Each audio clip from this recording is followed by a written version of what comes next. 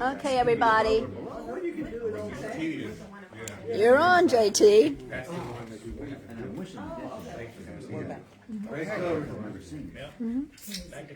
Once more, back into the fray.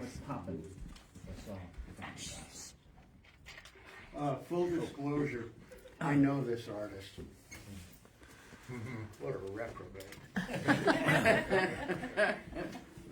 I thought you'd left the building. I did, but they locked the door on me. Turn the lights out. I have to admit, or just tell you that I am privileged to have three pieces of this fellow's work, and I respond to it in a very visceral way, and I happen to know that he paints rapaciously. I mean, he goes in and he does something, and he fires into it and comes up with these responses to anything that happens to be on his mind at the time or going on around him, or at least that's what little I know about it. He's pretty damn private, so I have to make up a lot of it, but what's going on in his work that I respond to so well, and especially in this piece I'll get to as a comparative thing. This is something that if it were me, and if I were an expressionist, I wouldn't touch it again. I love the intensity of the color. I also love the thinness of the paint with the intensity of color. You don't use any oils, do you, Michael? No. Or, yeah, these are acrylics. And so these are thinned down, but still highly saturated, sort of somewhere between thin paint and a wash. And obviously with enough water in them so that there are drips and runs. And these go through evolutionary processes. And I have this problem with looking at the work because I'll really like something that's happened with it, and then it's gone the next day and something else has taken its place. But that's what I've been talking about with y'all sort of off and on through every piece that we've looked at in one sense or another, is to be your own artist and nobody else's. And what you have to say is what has to be said, because somebody needs to hear your voice. And these are, I guess, twice as large as the three pieces I have. You know, they're each about half the size of these canvases. And I've got to say that I love what's going on in them. This one, to me, is still more intermediate. You know, that he's moving into an idea and still waiting to see what comes out of the idea. Where this one, and again, you know, I'm projecting my perceptions onto somebody else. With this one, there seems to be more of a standoffishness. I'm not talking about in the way the paint is handled. I'm talking about, my perception is that this one has so much distinct activity to it that it requires more thought, and this one has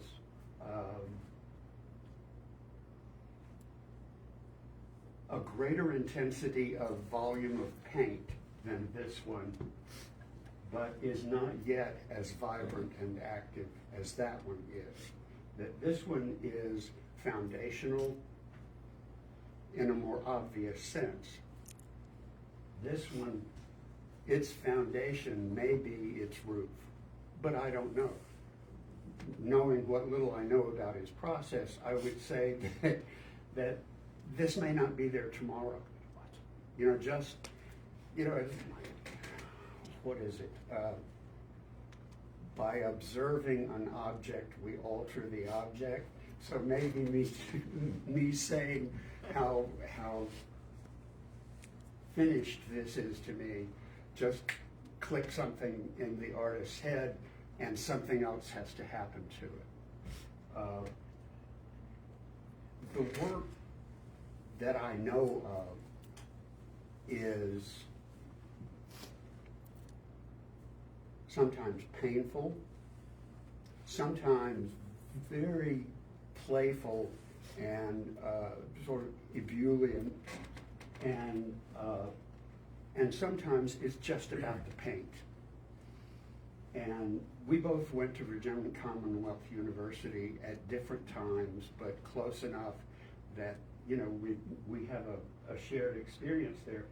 And he was the kind of guy that chased me down the hall, demanding that I acknowledge the 20th century had happened, because they don't care for realism at Virginia Commonwealth University.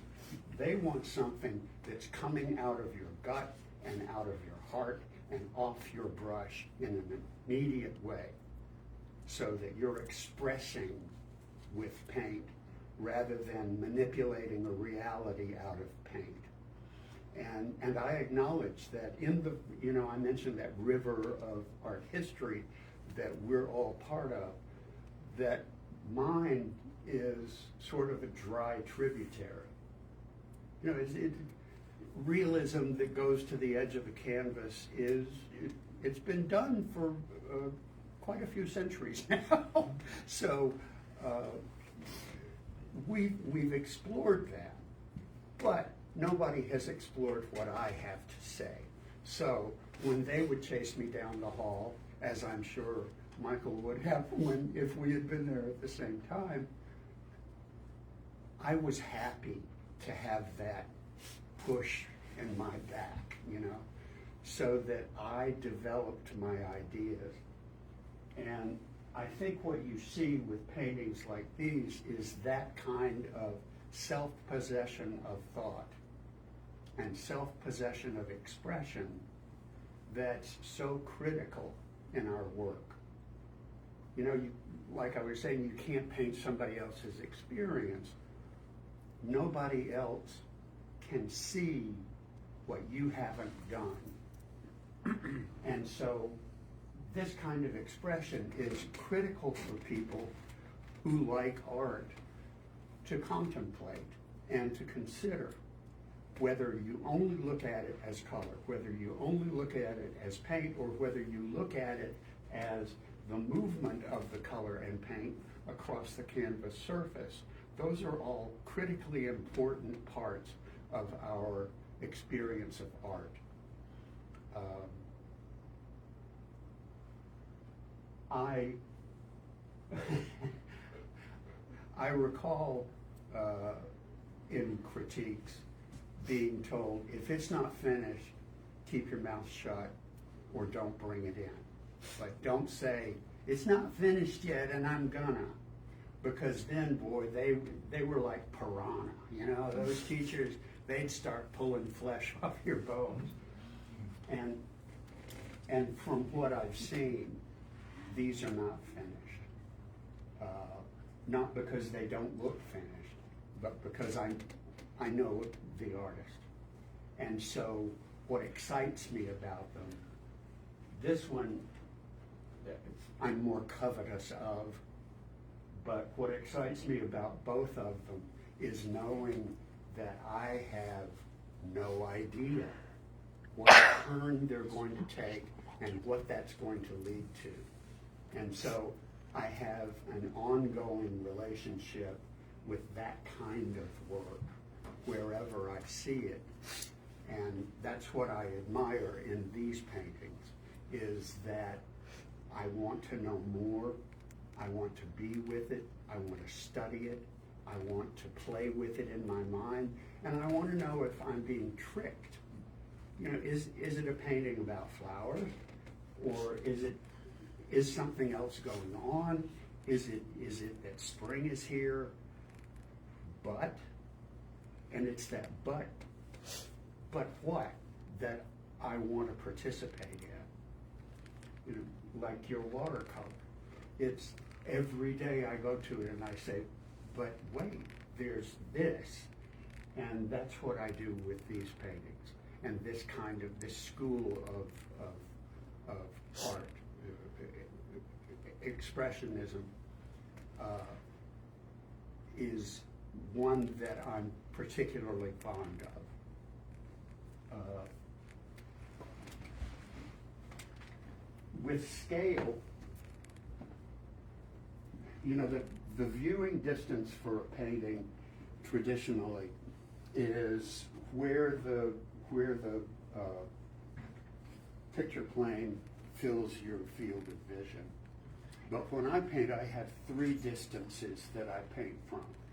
One is from where the canvas fills my eye, because that's where people are going to stand in the gallery or the museum or their home to look at the painting. The other one is from about 20 feet away, and that's what I call walking into the gallery. You know, it's when you first walk in and it's the first thing you see and you have an immediate reaction to it, whether it's acceptance or rejection or compulsion, you know, you're drawn into it. So I want it to work from 20 feet away. I want it to work from where it fills my vision. And then, like Stephen was saying, you know, I want to come up here. And this is what I call the paint lover's distance, whether it's graphite or sculpture or whatever. I want to come up and I want to see how the paint came off the brush. Because up here, from the paint lover's view, there's this thin layer of white that has striations on it, and whether he intended it or not, he's flirting with realism there. Because that little place right there, and then, I don't know if you can see it, but there's a break. There was either some red on the brush, or he put some red back in it, or the paint was so thin on the brush that it fell apart on that little thing. And that to me suggests a volumetric curve. Well, again, I sort of know the guy, but I've never watched him paint. I've never gotten to go to his studio. So I do know that he has a wicked sense of humor, great sense of humor. So I think maybe he's playing with the traditional abstract expressionism by slipping in a little subtle reference to volumetric reality beyond just paint for paint's sake. And that's what I want out of a painting, is to be able to go back there when I walk in the gallery for the first time and I see it, and from back here I get a whole different effect. I mean, there's an architectural quality in the lower right-hand fourth of the painting. And again, whenever we look at art, we're always projecting our own prejudices and thought processes and all that onto it. So it may not be what you meant, it may not be what he meant, but from a good 20 feet away, this becomes an architectural aspect. There's something wallish about it. And of course, you know, horizontal and a vertical with a 90-degree angle. So that may be what it is. But also back there, you know, I was looking, and first I'm thinking, oh, maybe there's a reference to a vase. I don't know. maybe, that's what he was clicking off of. But from back there, there's this sort of fragile bird shape that's being pushed down by this and being overrun and, in a sense, dissolved by what's above it, rather than having the sky up above it. And again, I don't know if that's what he meant. It's what I saw. And I'm the only one I can count on, because chances are when we see work, like we go to a museum or a gallery, the artist is not going to be there. So it's up to us to make our own interpretation, and that is what it means. No matter what the artist meant, what you see and what you understand is the psychological door that artist, she's opened in you, or he's opened that door for you. And so there's this chaos of wonderful colors. And then I get back there and I look and I see this architectural thing and I see this bird, and then I come back up here and the paint is melting. And this becomes nature overburdened. I mean, I don't quite know how to say it yet, but whether he meant it or not, I've got a bird here now in my head. And I come back up here to Paint Lovers, and all of this stuff is impacting this shape. And whatever it is, it's being damaged. It's being injured by the paint that's running through it, because it's either slicing it away if it's still not so dry that it can't be broken, or it's running over it and turning it into like a pressed flower. It's dead but beautiful and flat. So flat that water can run all the way off the canvas and it can't stop it. So I can get into emotional stuff with this kind of painting that in some ways is much more difficult for me to get into with really beautiful realism. I look at the Wyeths and their work, and it just leaves me cold as ice. I love the technique, I respect the discipline, but it's like, yep, that's a cloud, that's a woman, that's grass, that's a house, that's a tree, that's a blue shadow on a white house. It just doesn't speak to me much. But I get around work like this, and I don't know if you do, but I think of our mediums as psychological, intellectual, and emotional triggers. They are intended to open doors inside us that we don't even know exist. I did a painting based on that poor drawing of the guy with the lemon strapped to his eyes. And again, it was a reaction to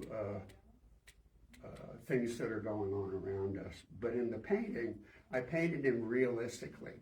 And the model I had hired had his shoulder snapped at the collarbone and below the joint. And when they put it back together, it was misshapen. A little bit forward, there was a dip down, a jag up. And he was a model. He was a professional model for advertisers. So he was always clothed, and nobody ever saw that. And so I had him come, and the drawing came before the model. So I had the model come, and I had him pose, and don't call the cops, I didn't tie sliced lemons to his eyes. But he was unclothed to the waist. In the painting, I exaggerated the damage to his shoulders. I tied the lemons to his eyes. I had flies buzzing around his head, and sitting on his bald head was a saucer and a cup of tea with a tea bag label with a little drawing of the U.S. Capitol on it. And I titled the painting Capital T for a number of reasons. And there was a woman in Fort Worth who is very high in the social circuit. And Fort Worth is one of those old-fashioned cities. They still have a blue book of everybody who matters. She's right there in the blue book. And she came up to me, and there are very specific rules in Fort Worth. You can cuss around your friends at any level, but you don't cross cuss. And 3 years after that painting hung, she came up to me at an opening and she jabbed me in the chest and she said, "I'm so goddamn mad at you over that effing painting. I can't get that goddamn painting out of my head." And I only glanced at it. And I took her by the shoulders and said, "Bless your heart, I'm so sorry, but thank you." Because there was something going on in that painting that popped a door open in her head, and she couldn't close that door again. And that's what we have to offer people, whether they want it or not, whether they know they need it or not. We can offer them a depth of experience that they may not know they have the capacity for. And that's what I get out of this kind of painting, is I can go up and I can look at it as paint for paint's sake, composition for composition's sake. You know, I can go through all the art academic stuff, but I can also just go as a person who loves to look at art and is always waiting to see what door pops open in me. And when I went back there and I saw that shape and I was happy to have seen it, I came up here and I looked at it, and that's when I got emotional about it. Because suddenly the thing I had seen didn't matter. Didn't matter to him. Didn't matter to nature. Didn't matter to life. Didn't matter to anything, because it's dead, it's flat. And I don't mean in a painterly way. I came up here and my preconception, walking in the gallery as the uninformed viewer, was suddenly crushed. And I can't go back to that pretty bird that I saw. Now what I see is an expression of paint and pain and loss in that spot. He might not have meant that, but it doesn't matter, because he's not likely to be bought when this canvas is bought. So he's not going to be standing beside the painting going, "When you look here, you see the blah, blah, blah, blah, blah, blah, blah." That's what I saw. So I have this beautiful experience, and hidden in the beauty is this sadness that comes out of me. I know, it comes out of me. It's my sadness, not his. And so I like to tie things into ideas, and many people are not aware that the Marquis de Sade, who is famous for one reason, sadism, was also a great philosopher. And he wrote about the pain of a beautiful forest, because you look and you see the forest and you hear the birds singing and you can smell the smells of a beautiful verdant forest. But then you step into the forest and you look down and you've stepped on the skeleton of a small animal. And you look over and there's a bird's carcass that's being devoured, and the dead leaves rotting and the mold that grows on them. And so he wrote this beautiful treatise on the conundrum,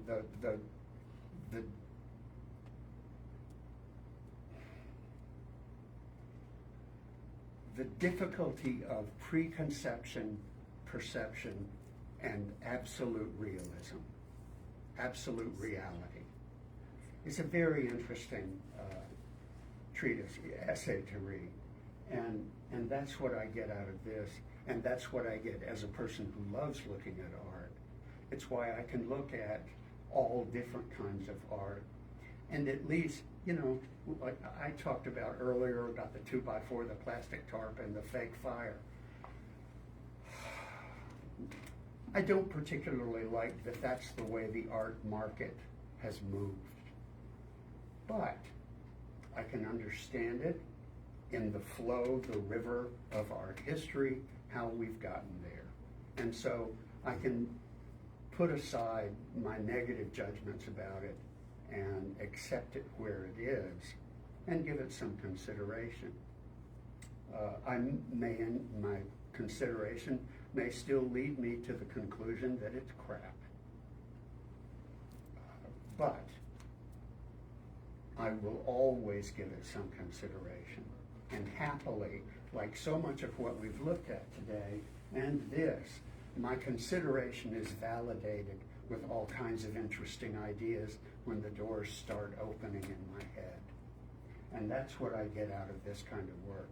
And I'll be anxious to see if I'm allowed to see where they go, even though it will only be electronically. I won't be able to see them in person.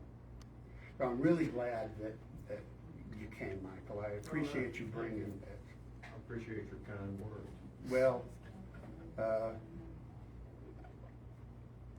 they're not kind. They're honest. Yeah. They're honest. So who's next? Chris. You're on.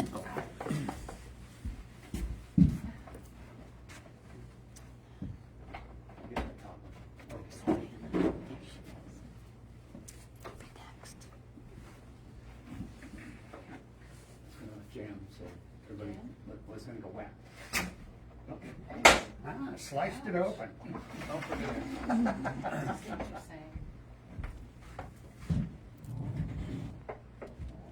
Michael's other picture? You can. He's got it? Okay.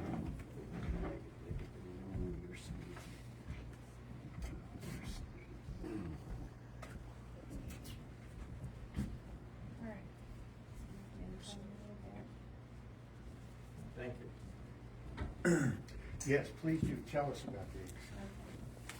So I was fortunate enough to live in Morocco, Spain when I was younger, and of course you see frescoes everywhere and I love them. So technically it's not plaster, but it's marble dust medium. Mm. And I kind of love Steve's work because I like to remove things too. So I just put color all over it, and then I sand it off until I think it's done. Mm-hmm. The one on the top, I've just started using acrylics, and the reason I like to use it was because I just would touch it and it would flow. And so I have no idea what it's going to look like in the end, but I just work with whatever flows and the colors. And So, let me see something up here.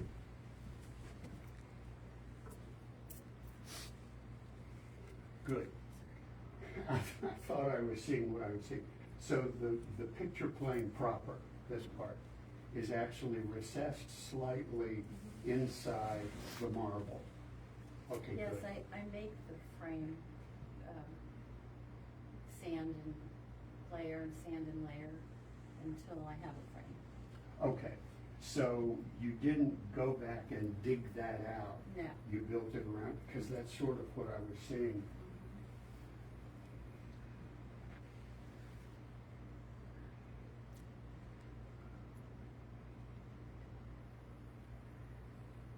some of these are really deep, aren't they? Mm-hmm. Yeah, the tools I use to build up the medium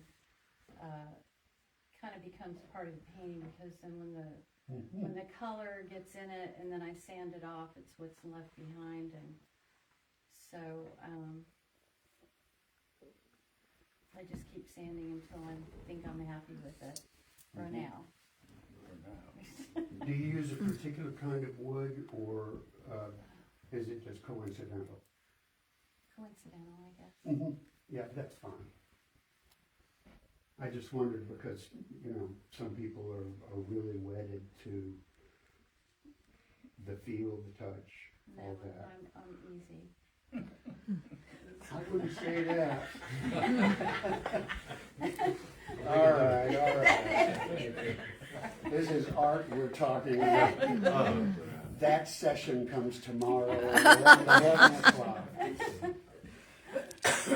Okay, well, first, I want to start with the simplest part, which is the marble. And I use that word advisedly because it's not simple at all. We need to put these somewhere, you know, if we've got other work to do, so that y'all can make sure that you get a good close look at these, because there are unevennesses and undulations in it. Dale, sort of what I was talking to you, you know, that edge about putting a little bit of warmth behind it.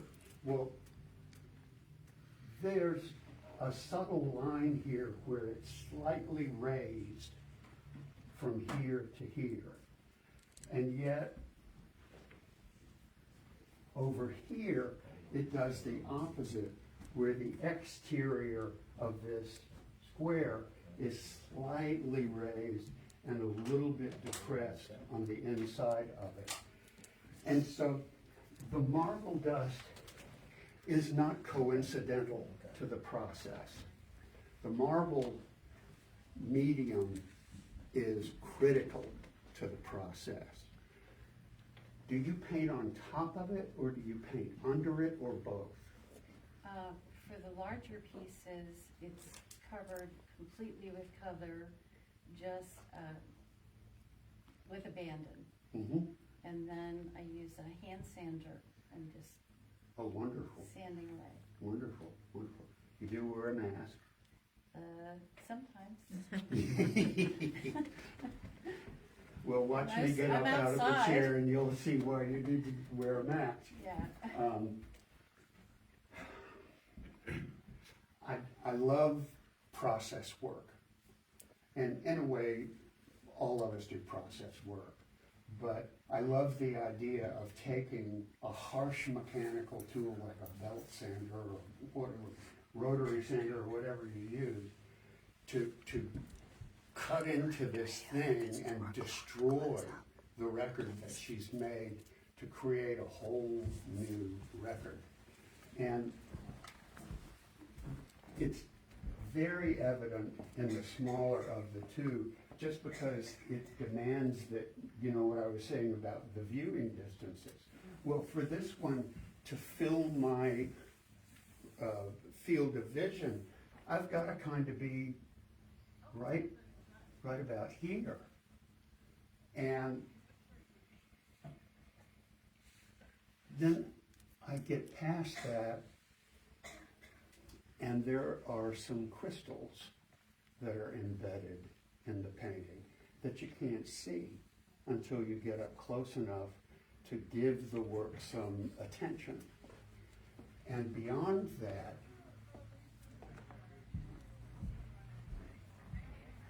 there are,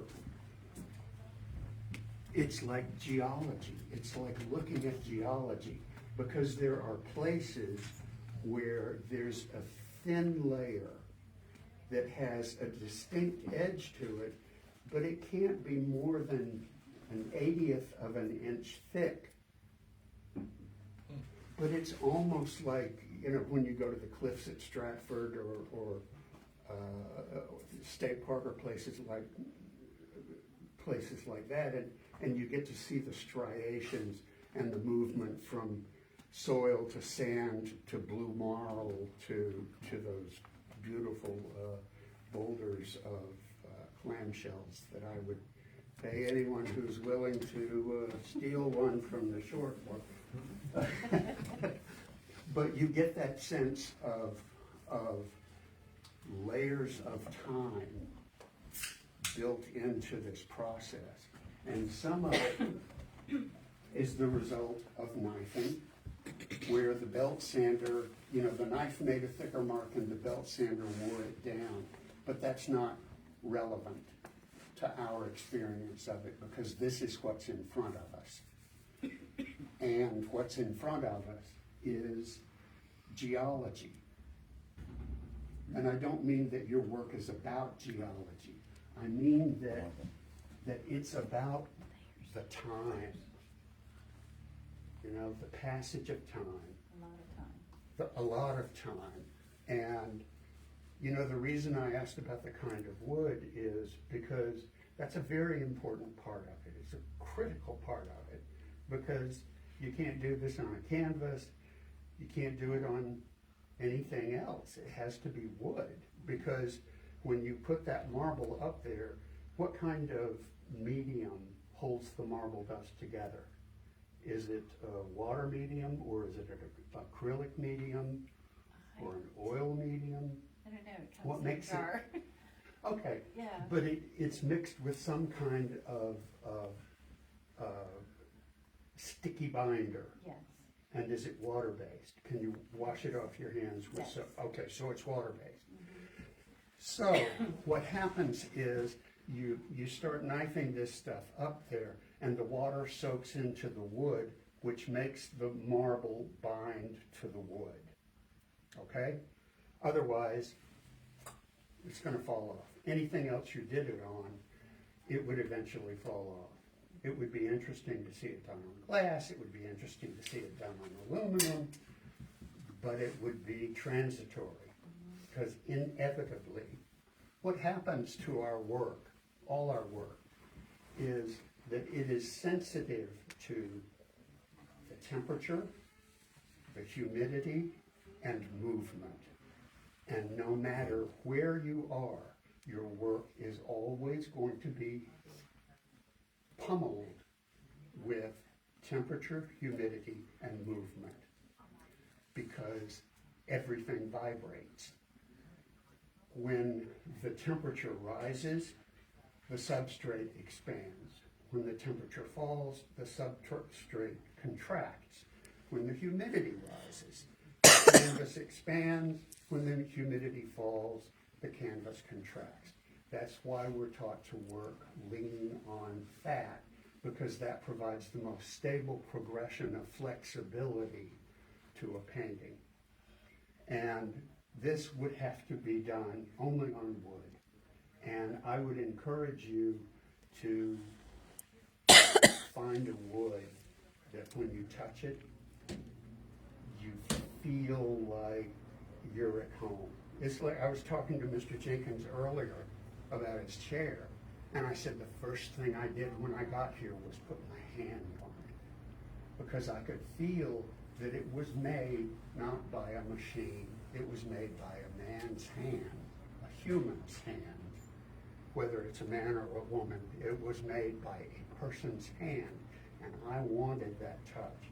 So I encourage you, as part of your process of respecting the integrity and the importance of every single layer of your process, to hang out in the hardware store and touch some wood and see if pine or birch or whatever suits you.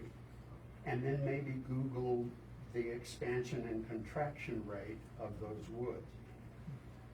Because I would want to make sure that these survive for as long as they possibly can, and the expansion and contraction is going to be especially critical for you, because it can expand and contract right out from under the marble, which is why wood, to me, is the only thing you could do it on.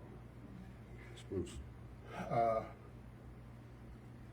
the way the color wears down is sort of something that we've talked about a bunch of times today, is the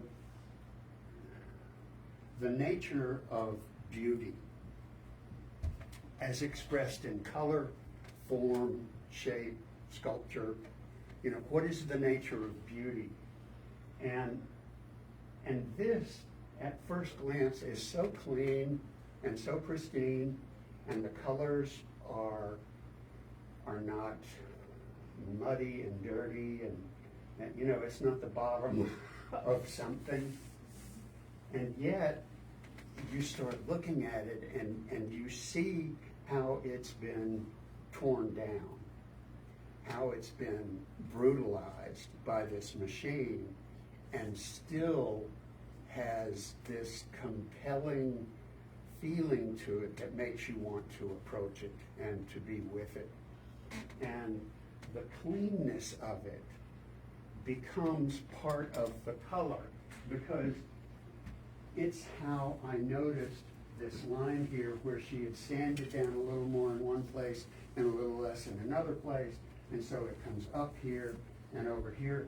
This comes up and this goes back, this comes up and this goes back. So it's got a back and forth thing going on.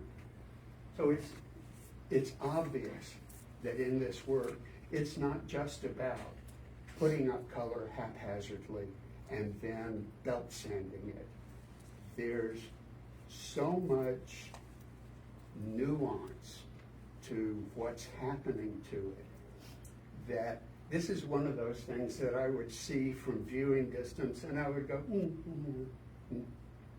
You know, from 20 feet away, I walk in and I go, oh, white in color. But then I get up to it and I start buying into the physicality of it. And it's very subtle. It's very, very subtle.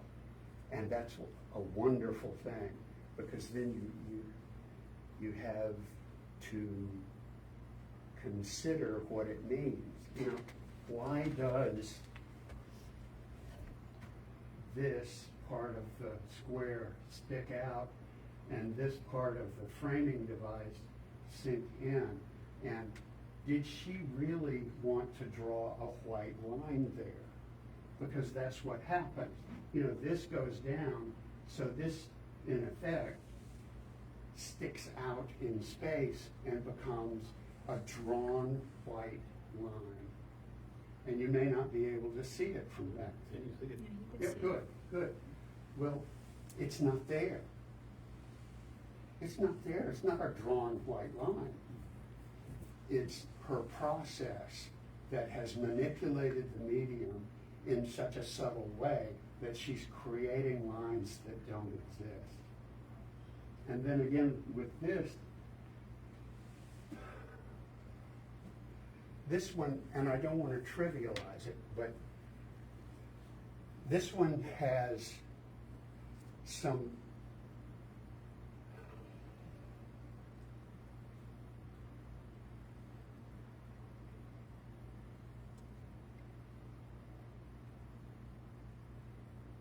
Did you stamp this? Stamp it? Yeah. No. Well, we've been learning. I guess it's the movement of the sander. There, right here, let me see if I can get my shadow to, no, it's too, anyway, right off this top right corner, there's a little area, and it's filled with tiny little arabesques that look like perfect number 8s that have been cut off. It's from the sanding, and sometimes I like that, so I would leave it. Yeah, yeah. Well, that's why I like paint lovers distance, because you can't see that until you get up onto it. And there are all these figure 8s. And figure 8s are not just figure 8s, it's also infinity. Infinity number, never Yes, ending. yes. So if you're willing to take the time to move beyond your first reaction and approach a work with a clean slate, I had looked at this, what, 2 or 3 times in front of you, and only at the last moment, when I was trying to find something else that I was trying to say, I saw those little lines and I thought, good grief. That's an incredibly subtle process. And it doesn't matter whether you took some little Dremel and made them, or whether it's part of the mechanical process. You recognized them and you left them, so they're important and key to the work. And that's what you get out of getting up close to work. But this, what I was going to say about not wanting to trivialize it, is I grew up with my mother's Mother Goose books. Have any of you all seen the really old Mother Goose books? And Mary, Mary, quite contrary, and it's this chick, and she's got a bonnet on, and there are hollyhocks. I remember it distinctly. Well, what's inside the frame of marble is like Maxfield Parrish. It's like whoever the woman was who did those original Mother Goose books. But there's also something dark going on up there. And again, this is just me. This is my response. I'm out here. And that, the blue, is out there. And I can't get to it. I can see it. I know it's there. But this dark is where I am. And in Plato's parable of the cave, everyone lives down in a cave. I'm sure some of you are familiar with it. And they face into the cave. And their experience of reality is of the shadows of animals and people who are outside the cave projected onto the wall in front of them. And they're very happy to stay there. Because when they come out of the cave, they're confronted with reality, and reality is too painful for them. And so they keep returning to the cave and living with these flat projections on the wall. And what that suggests to me as a person who likes mythology and a person who thinks too much is that I'm one of the people in the cave. And she's made me turn around and look behind me so that I'm no longer looking at the flat, meaningless projections of shadow on the wall. I'm looking at something that is beyond where I am, even in that small, tiny, intimate work of art. She has put me into a 2,000-year-old parable. That's a wonderful thing to give to people. Mm-hmm. And again, this is my take. I waste my life reading this mythology and stuff like that. But that's what it gives me when I look at a piece of work. And I encourage you all to look at your own life as a mythograph. Mythology is just about us. We just changed the names so they're more impressive. Zeus. Well, it's about some guy in the past. It's so interesting that you said that, because I used to really be into mythology, even as a kid. And I never thought about that. Mm-hmm. Well, it's you. Yeah. It's you. And again, that's the important thing, is always, always trust yourself with your work. Believe that what you have inside you needs to be known, whether we had talked about somebody who likes to paint and they only put them away. They don't let anybody see. Well, somebody's going to see them eventually. And that word will get out. Maybe it won't get out far. And God bless him. I hope they're not trashed. Because can you imagine what we put into the simplest works we do being tossed? Because somebody who didn't care just didn't care. And so I encourage you to always believe that what you have to say is what must be heard in the future. And do what you can to make sure that, like children, like seeds on the wind, that you get your work out wherever you can, in whatever way you can, so that it will live to tell people what they need to know about the moment you lived in and the world that you experienced and how it came out of your unconscious through your conscious, your hands, and onto whatever your medium is. Because this is the kind of thing that people need in their lives to open their doors. Might not be your life, might not be your eye, but this needs to be with somebody, and they'll find it. And that's what my hope for is for all of you who are a part of this, is that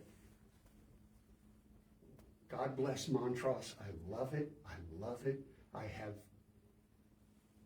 not felt this much at home in too many decades.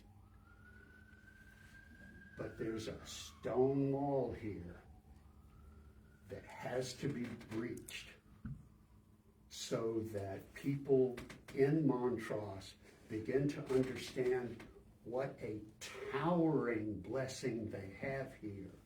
And it's not dead, it's not static, it's not 1640 when Light Horse Harry Lee wrote whatever he wrote, whoever. I don't remember my history. I've been gone so long. I better not let anybody outside the room know that either. They'll beat me up on the way out of town. They will. Montross has to have the door opened. And you all have the key. Everybody who's involved in this place and everybody who can bring work by this place has the key. Montross's culture does not need to change, but Montross's voice needs to be heard. And Westmoreland County and Kingdom, all around here, the Northern Neck, it's incredible what there is to be said to the world outside here. And it's not going to tear this town down. It's not going to change the history. But it's going to bring people here who must know this place. And they must know the people who have the art spirit in them to communicate all the different facets of what we carry with us, whether it's from Northern Virginia or whether it's from Western Virginia, it doesn't matter. The wonderful thing about this is this can become a nexus of art, history, culture, and belief. So what do we have to look at next before I start crying? Savannah? Savannah, you're up. Savannah? Mine's not. Come on, Savannah. It's a photograph. It doesn't matter. That's right. You got it out of the box? It's your marks. Mm-hmm. Thank you. Thanks.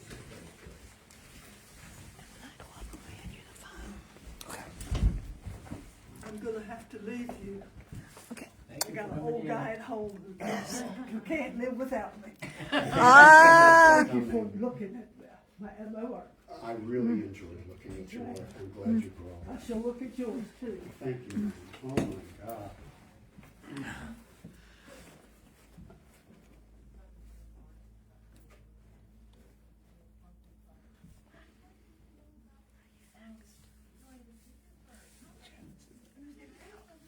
Gee.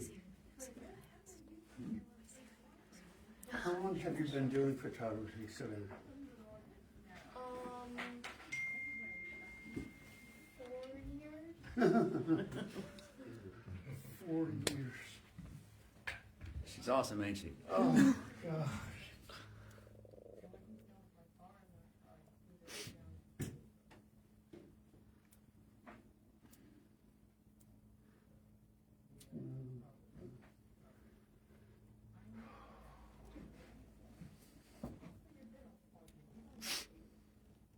I love the composition, I love the density, I love the transparency, the translucency. You have a wonderful, wonderful eye. You truly have a wonderful eye. How did you do this? Secret. Yeah, don't give away trade secrets, but I recognize these guys. I mean, I used to hang my feet off the dock and go, run!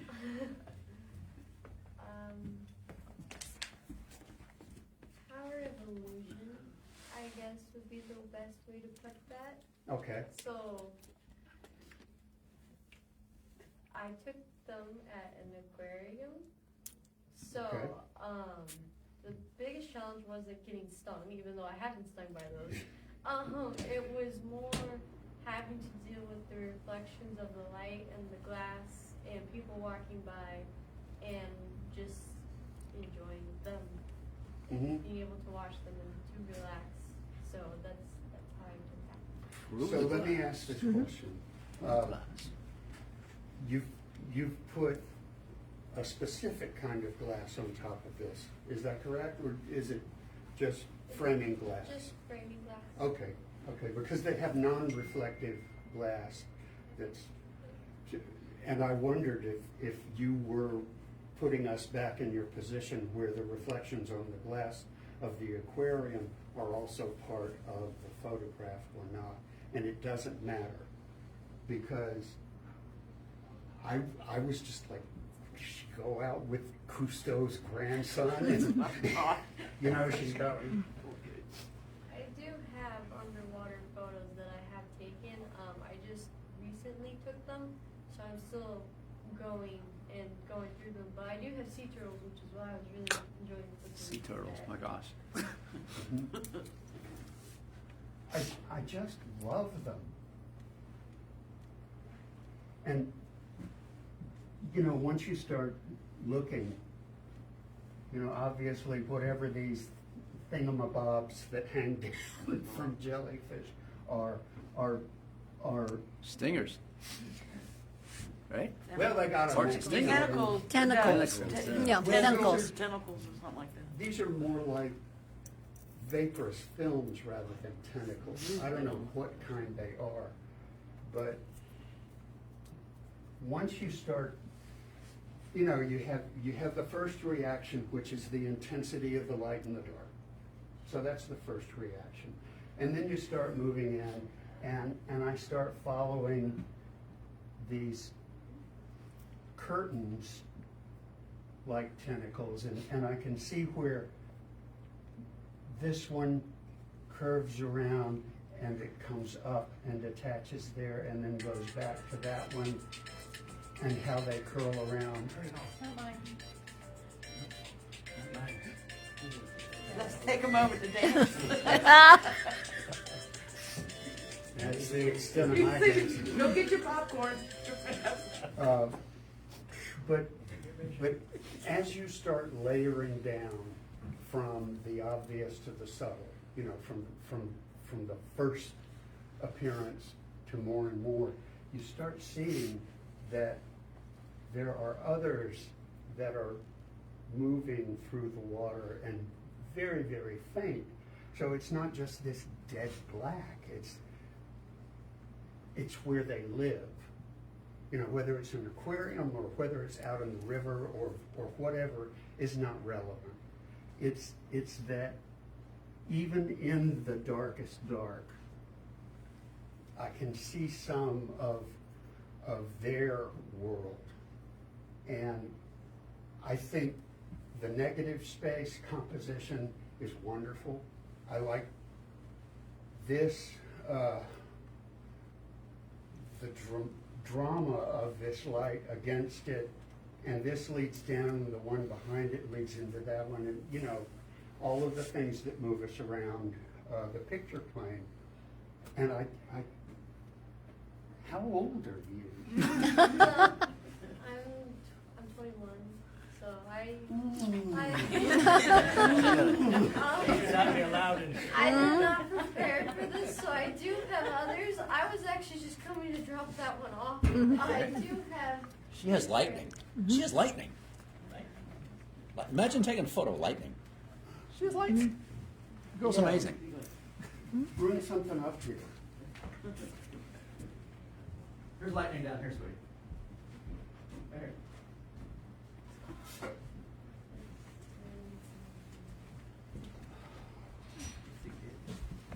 The motion in this one, you could feel it Mhm. moving. Oh, yeah. Yeah. Get out of the way. Yeah. Well, I want us to paint. I want every artist in here to paint that, but their interpretation, whether it's monochrome or Right. in color, That'd be fun. we're gonna do that. That'd be fun. Oh my gosh. What a wonderful art life you've got in front of you. National Geographics. Yeah, it's like National Geographic used to be. She would have no problem with that. And yet, they're not derivative. So when I say it's like National Geographic used to be, please understand, I'm not saying you look like your work was really cool photography 50 years ago. This is so immediate and it's timeless, and yet it's extraordinarily contemporary without being cloying. You know, they're very, very honest and direct, and I just love them.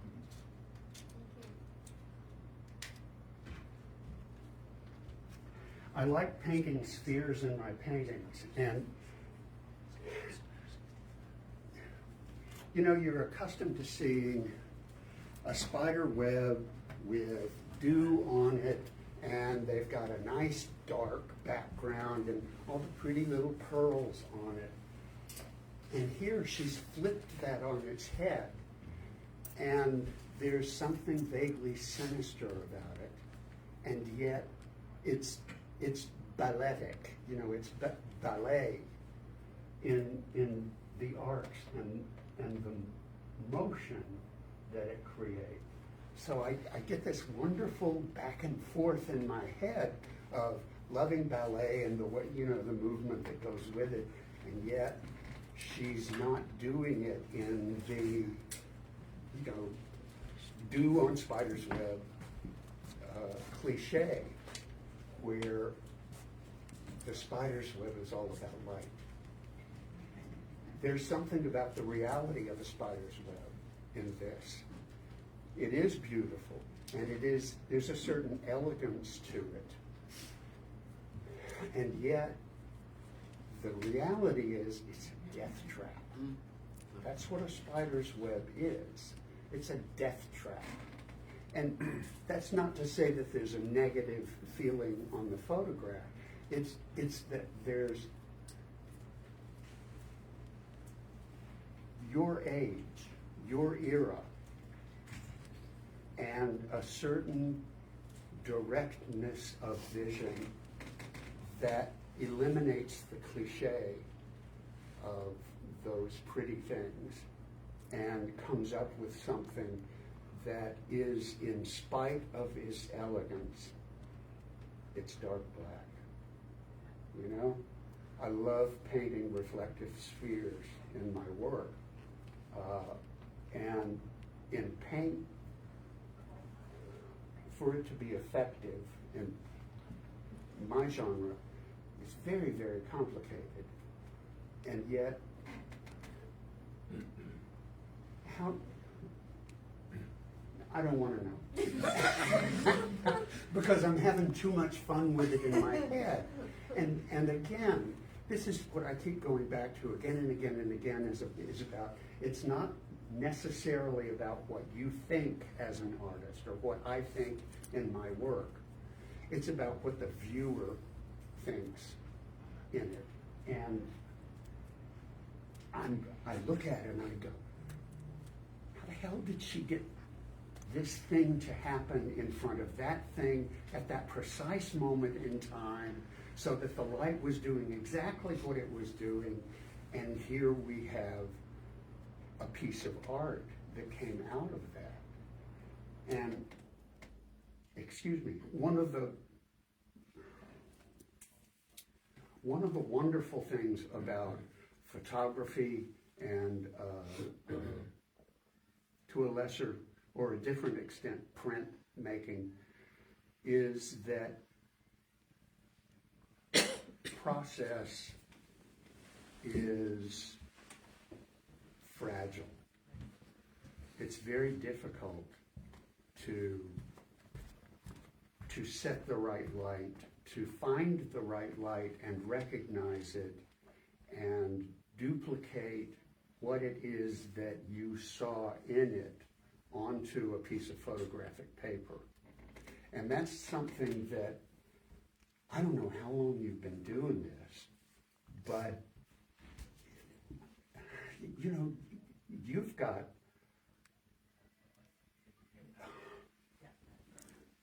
somebody old with you. You know, you've got a good eye, a strong eye, and an excellent sense of composition and form and placement and contrast and everything that goes into photography. And I deeply admire what you're doing. Thank you very much.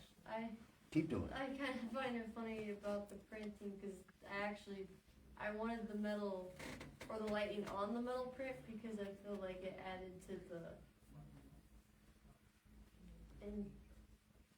not industrial, but the magnitude and weight instead of it just being on paper. So Yeah, and it does. That's It why does. some of mine I have on metal. And lightning's amazing. Nobody ever gets lightning on film. I mean, come on. But you did. Well, to get it on film, but to get it where the light's in the right place, because you Right. post the picture. Sure, sure. But am I understanding that you're talking about printing on other Yeah. substances? Yeah, she put on metal. Yeah. Well, I think that's an interesting idea to pursue, but that your vision is so compelling that it's not really going to make a difference. It'll make a difference to you maybe, because it has meaning to you and it's something that you want to pursue. But my only concern, if I were your mentor, would be making absolutely sure that everything that touches your photographs is archival.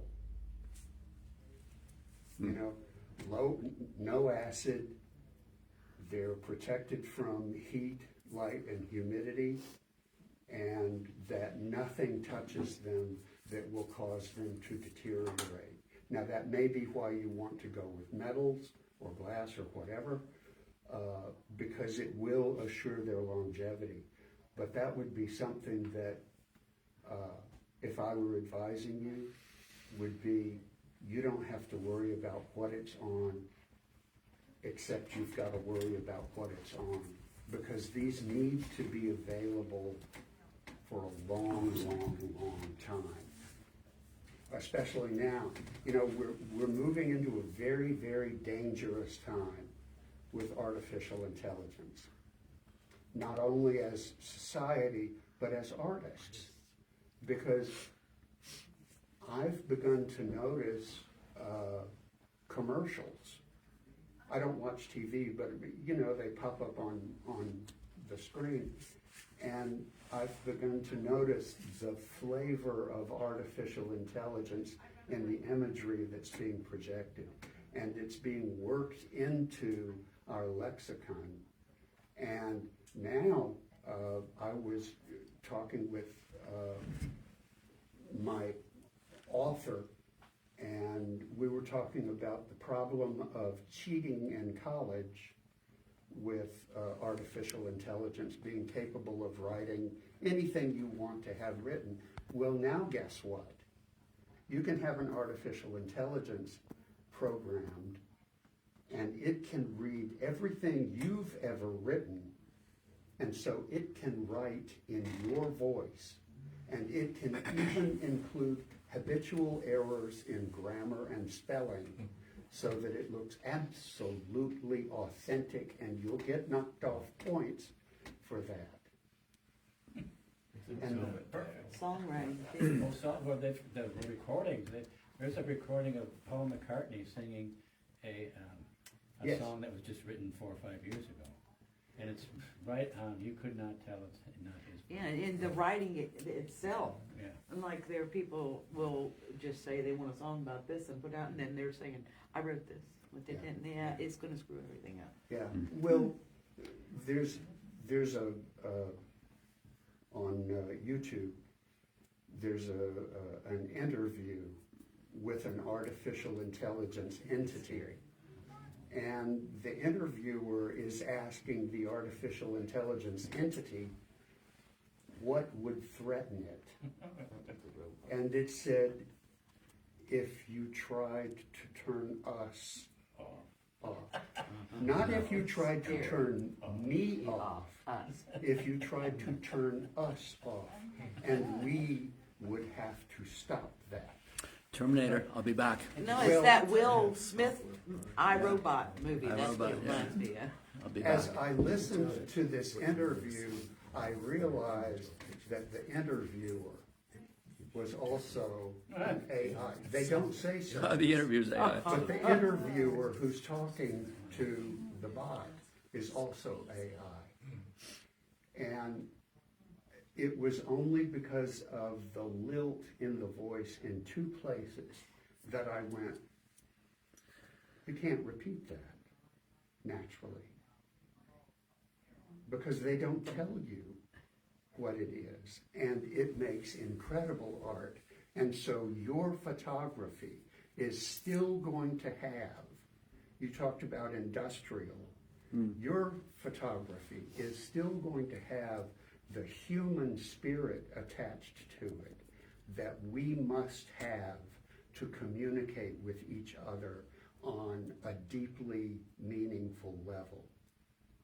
And that to me is the biggest fear I have about, well, in art, AI, is that it's going to begin to deprive us of a sense of humanity in art that is based on our inaccuracy and our inarticulation of ideas. And yours is so full of humanity that I just envy you the journey that's ahead of you, because it's going to be absolutely wonderful. You're a very distinct voice, and I hope you're very, very pleased with what you do. Yeah, I can't draw, I can't paint, I can't sing. So Can you dance? Can you dance? no. So that's why when Well, don't stop taking These- pictures, girl. Keep it up. these are ones that I actually feel proud of, and I'm a humongous critic against myself in everything Yeah, I do. sure. So the fact that these I feel comfortable with showing people and people actually appreciate it is honestly the biggest reward to me, even if they don't buy it. The fact that they even appreciated it means the world to me. Well, I understand that, but I also want to impress upon you what I said earlier, that they need to be out in the community. I don't know if you post them on your Facebook page, but post all of them on your Facebook page, because you are your worst critic, which is why your work is strong. But other people are not your worst critic, and you can't tell what somebody's going to look at, and their chest is going to fly open, and their heart is going to start beating freely for the first time they can remember. And it's something that I'm not real sure I like it. Keep your work out in front of people, all of you. Keep your work in front of people. Post it on Facebook. Put it on other people's pages. Look what I did. This is my latest. It's available. Keep it out there. Because what if somebody comes into your garage after you die at 90 and you've got 5,000 photographs and they've got a robot at that age in 68 years that just goes and everything's gone. But if you spread it out in the community, send the seeds out, put them on the wind, and let everybody see everything you do. Because some of the paintings that I have had the least respect for got bought all at once. Because they spoke to that person. And all of you have that. But you get a little extra special bonus. Because you've got an eye that people need to be able to see the world through. I love your work. I love it. It's really wonderful. All right, Janice Jones, those yours? Ah, These yours? We're take saving the the best for camera. last. I'm the best, by the way. Yeah. This is difficult for me.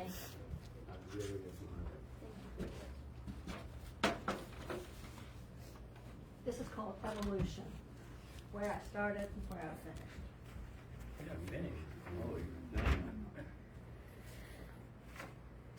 Can't keep her off the road long enough. This is not finished. This, I know. This was actually, I know. This was actually one of 4, but the lady that wanted them left the planet. And, and the reflections were from some berries that were in it. And she collected teapots. And she wanted paintings of 4 of them. So that is not finished. Okay, I'll grant you that. I know. Oil and cold wax, this is where I allow myself to have fun. That, I have no idea where it came from. It was there someplace and it just appeared. Good, good. Is that acrylic, Janice? It's like watercolor. Is it Watercolor. What do we have here? Oil. Oil. Watercolor. Next Watercolor. meeting, watercolor. Watercolor. No ink, just watercolor. Just watercolor. Okay. Make And Oil and cold wax. cold, okay. Oh, See, don't, it's scary, isn't it? Look, there's gotta be one Judas goat in every group. Oh, no! Somebody who. He's not gonna do that. Okay, I'm gonna start with the one that's unfinished, because we wanna get that one out of the way. We do. I just wanted to have an oil. Most of my oil paintings are very large. And I Really? didn't- Yeah. Very large, like, Huge large. huge large. Yeah. Oh, God love you. God love you. There are too few of us. Okay, give me a minute to look.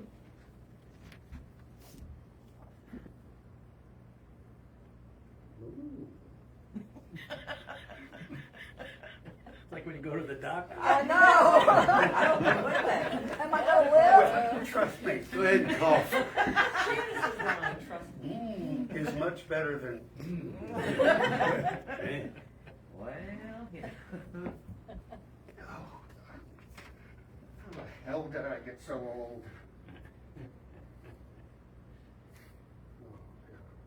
He's not much older than Oh, trust me. No. We ain't talking dog years here.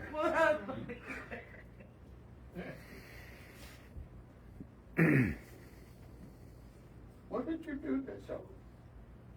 Is this canvas paper or a piece of canvas or? It could be Probably oil paper. mineral paper or canvas. Because I noticed it's got texture. Yeah. Well, Well, the oil gives it, the oil cool wax gives it texture. yeah, but there's a Yeah. diamond texture here and there. I love it. I love it. Okay. Okay, give me one more thing because I want to see that from third person. Go easy on her. Jeff, for me to go easy, you got to pay. How harsh have I been? Oh, gosh. Okay. What a beautiful technician you are. I want to be an artist, not a technician. No. to be an artist, you have to be a technician, because there is technique to what we do, and it's not a dirty word. I use it, it's a capsule, and you are an artist who is a wonderful technician, because there are things that I long for that you do that may be a toss-off to you, but part of what made Rembrandt's highlights so extraordinary in his paintings, I've seen a breakdown of Rembrandt's palette, and it runs from mud to mud, and that's it. Because Rembrandt couldn't afford blues, because Rembrandt spent so much time in the brothels that the majority of his surviving paintings are court ordered. Debtor's court. He would run out of money, he would owe everybody money, and so they knew the talent that he had, so the court would order him to paint, which is sad, because you think, you know, you look at the progression of his self-portraits and you can see the progression of the disease of syphilis that he kindly shared with his wife. But if he had been as devoted to his painting as he was to his hedonism, can you imagine the document of work that we would have? And you know, I've read that he chewed his brushes so that they would lay the paint down in specific ways, like the highlights that you've put on, because he put highlights on extremely thickly so that they would literally be hit by light and make a specific shape of light that complemented and exaggerated the volumetric nature of what he was trying to paint. And that's what you've got going on in here. It was an accident. Great, great. So then you're not a technician, you're just a pure artist. Because there aren't any accidents. There's no such thing as an accident. Things may happen that are unexpected to you, but they came out of you. And you didn't remove them.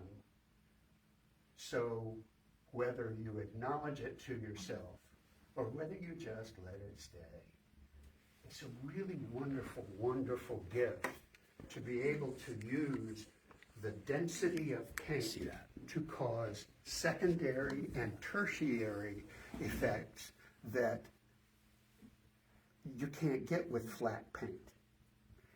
And so even though this is unfinished, and you know, this is a blank field and it's going to be evolved, it's going to have a progression of light and probably fall apart into some slightly different temperature in the back, and you know, we can go, yeah, that's going to happen.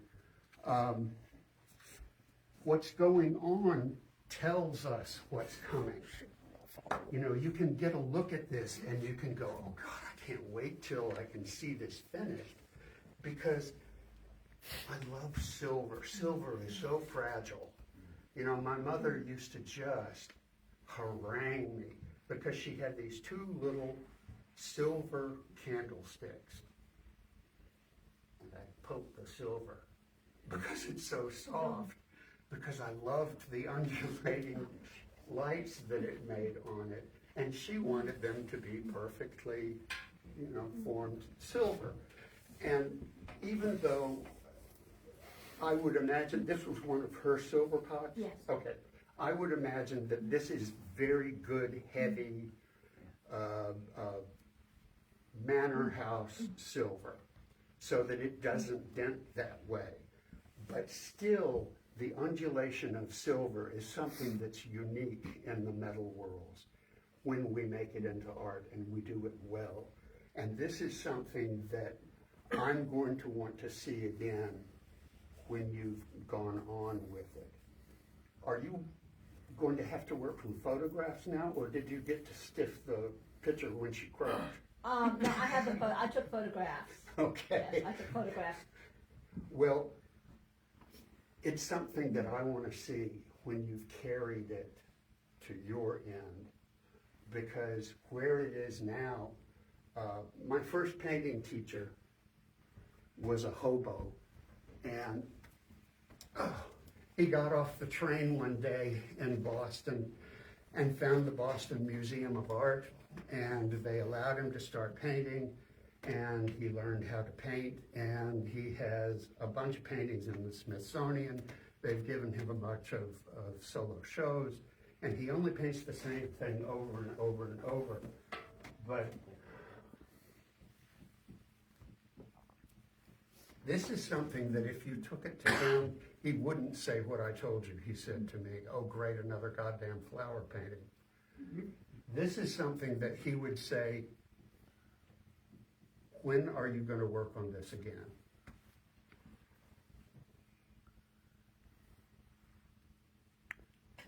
Tomorrow. What do you mean I gotta pull those oil paints out again? Pin her down, JT. Yeah. Tomorrow. We're gonna lock her in the room. Right. When are you Put her going in to a work row, on yeah. this again? Please. Tomorrow. Think about it. I'm not going to, I know. Yeah. think about it. Because it needs to be said and it needs to be shared. You have a wonderful sense of light, dark, and the movement of light and dark across objects, see my reflection. especially something that's I can. very, very difficult, as highly very shiny. reflective objects that have their own native color that is superseded by everything that's in the world around them. And you're following that very, very beautifully in that painting. And I can't wait to see it when it's finished. And then we go down to something like this, which for me is impossible. I am the second world's worst expressionist or abstract painter. And I only say second worst because I pray to God there's somebody worse than me. That'd be me. It's not me, it's not my voice, but you have these different voices that you speak in. And I encourage all of you, when we finish, to come up and look at the interstices, the spaces between this and that. But, you know, the spaces between the wax and the oil and the little diamond pattern of the paper or the substrate that remains, and the way the color moves in and out, back and forth. It's hard to see from any distance, but you get up close to it from what, you know, the paint lover's position, and suddenly there's what Hans Hofmann called push-pull, which is where things move forward and back, but something that moves back may move forward when you move your eye to another place, and vice versa. That's what's going on in that smaller cold wax and oil piece. And obviously, it's got a very pleasing palette to it. You know, I think of wisteria, and wisteria blooms in Richmond on Franklin Avenue that I never could paint them damn things as hard as I tried, but those are the colors that it evokes for me. But you get up close and you start seeing in those interstices between the wax and the substrate other colors that are counterintuitive to what's going on in it. So you have something, again, that you can have in your space, in your life, and you can look at it from one position and you get an entirely different experience, and you get up close to it because you love it, and you get something else entirely. And it's that, the treatise that de Sade wrote. You know, there's stuff going on under those pretty colors that's beautiful, but it's not those pretty colors.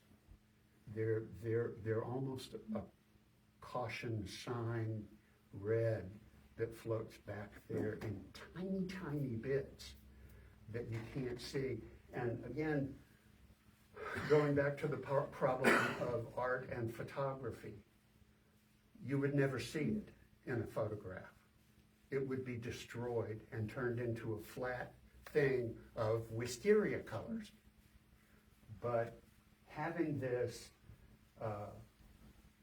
available to your daily space and being able to get up and look into it, you can see what's going on underneath as well as what's going on top.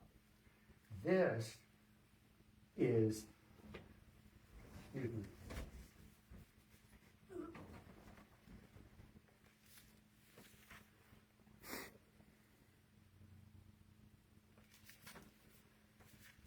Okay.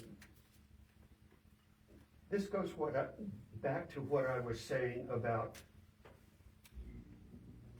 being a technician, because there's a lot of technical stuff going on in this work with line, form, density, paucity, weakness, and all of that is based on having such a well-evolved technical approach to making art that you don't have to think about it, that you can just respond and let stuff happen, and the technical importance that anchors the work still happens. It's when I did the demonstrations, why I put my paint where I put my paint, because it makes sense to me and I don't have to think about it, and I've practiced so hard over those 30, 35 years getting my technique down so I don't have to think about technical things. They happen when they happen, and automatic painting happens when automatic painting happens.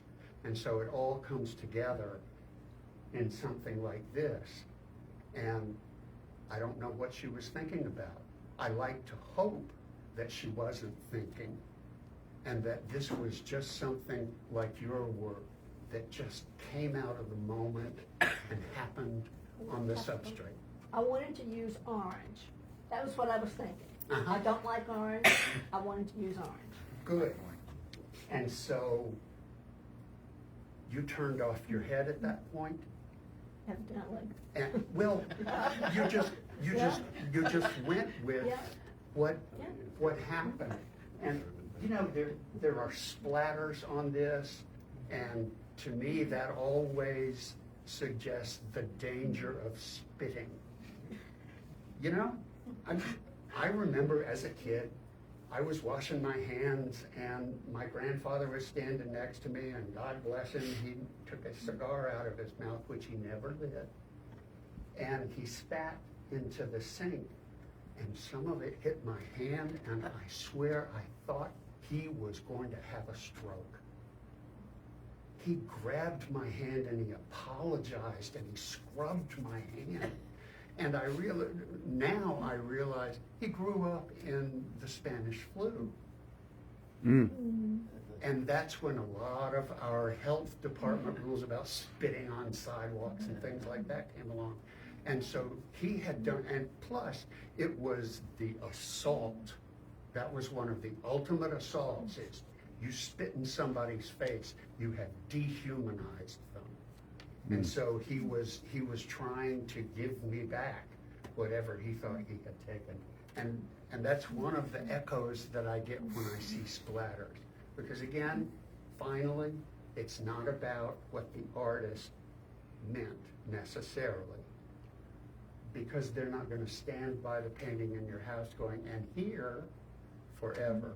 Which is why I encourage you, if you've got photographs on, who had photographs on the back of their painting? You did. Keith. Yes. Keith. Wow, that's my remembered name for the whole month.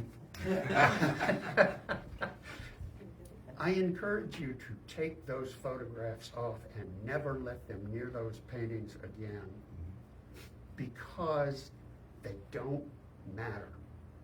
Put them in the drawer where you can get them where you need to work, but I never let people see my models because I don't want my painting to look exactly like my model. I want it to look like my interpretation of whatever's happening, whether it's that blue vase I talked about one day or whether it's, you know, a person, a portrait. I don't want to hang a photograph next to the painting so everybody can go, Find the differences. the eye's not that brown. And, you know, Have a drawer. because stuff happens. And if the photograph is left in the back of my painting and I'm in the rescue squad going to say goodbye to my doctor, I want to send somebody back to my studio to make sure the photograph is taken out. Because it is all about what our viewers see in our work. So that's all I got. Thank you very much. You got one more. You got one more. JT, you got one more. One more. You said she was last. No, I'm the best. All right, mister. I'm the best. I need that table.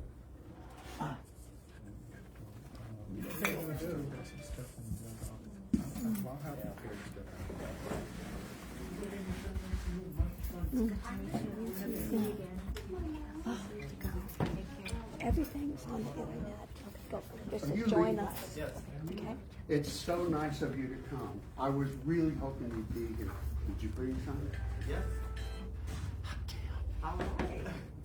Elise here too? You got something? Yes. You might be good.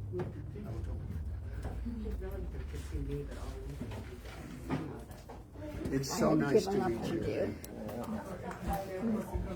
I really admire your work.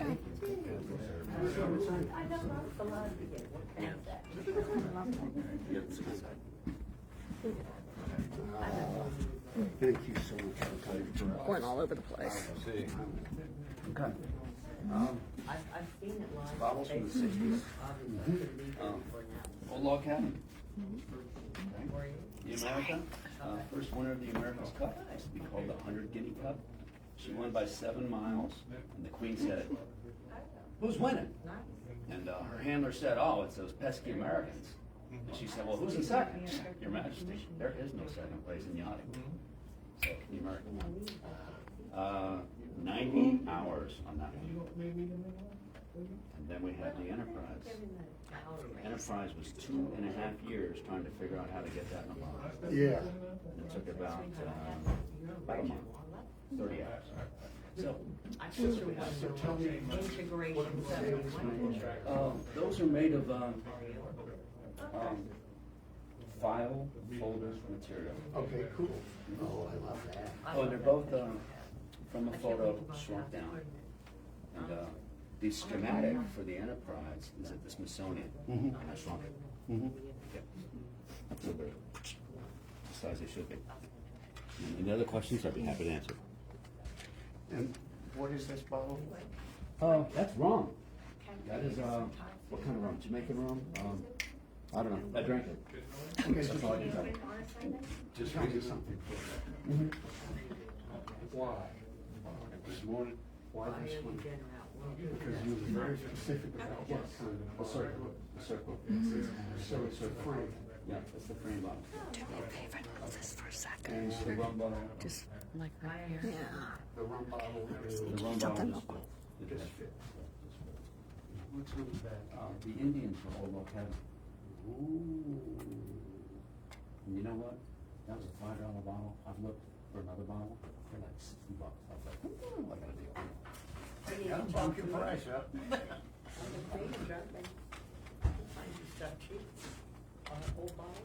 I'm gonna wait until they get back and Lee's bringing his trace in now? Yeah. Okay, good. Well,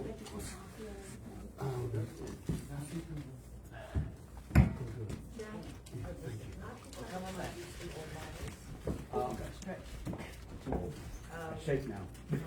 My head doesn't work. I can't do that. Yeah, hey. But yeah, they got some venom. Yeah, they got some venom.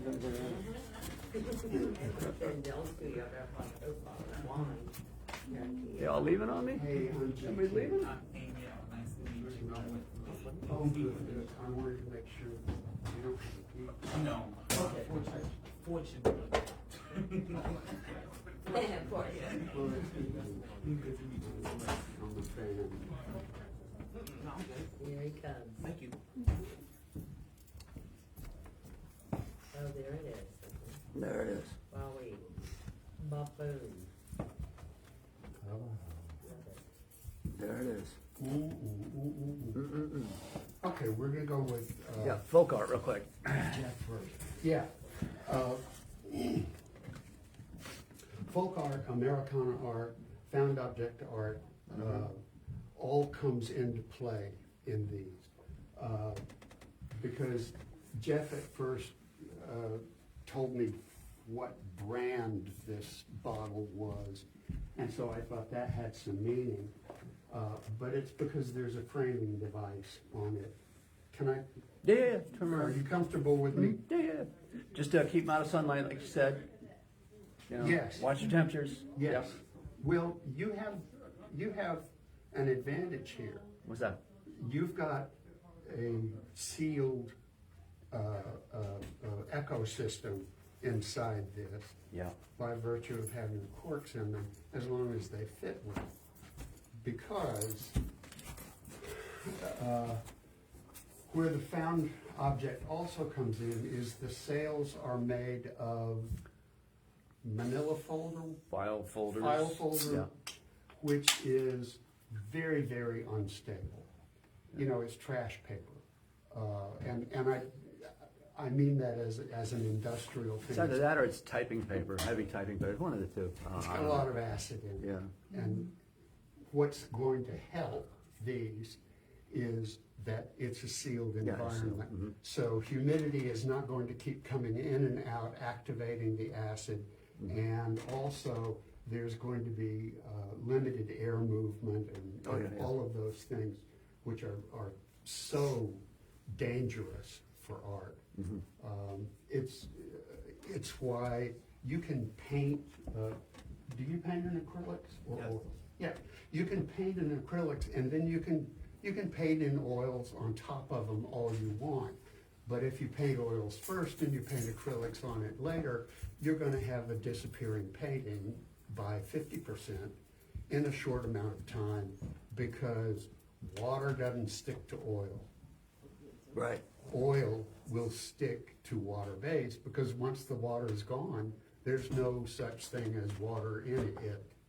And that's why they say never work acrylic on top of oil, because water doesn't stick to oil. Right. But anyway, it's accelerated by the expansion and contraction, heat, humidity, all that stuff. These will be protected, which is important. Before I get to the ship, and I hope you'll forgive me, but to me, the story's not important. What's important is what it's in and what's in it. Because without sort of etching it into the glass, you know, what the specific story is, time is merciless. You know, name tags fall off. Oh, yeah. Gravestones are eroded away. Time is ravenous. And so I want to look at this rather than the America that won the race. Yeah. The cup. She won the cup. I want to look at this as what you did and what's inside and how it looks. And also this interest, there's a little bit of social commentary on the back that's become very, very important right now. And that's that you can't name, you know,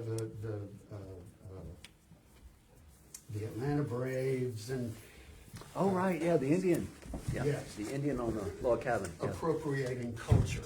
So here on the back of this is a warrior. Yeah, the warrior, yeah. Yeah, and they didn't wear those big war bonnets in the fight.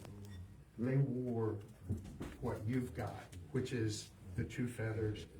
And there's a very complicated iconography of what each kind of feather means and how it's hung and whether it stands or whether it lays down and all that kind of stuff that I've forgotten all about. But that's one thing that places this in an interesting period of time. And you said you can't find them, and when you did find one, it was very expensive. Crazy price, yeah. Yeah, a ridiculous price for a bottle. But that becomes an important part of what you did just because of the fact you chose it.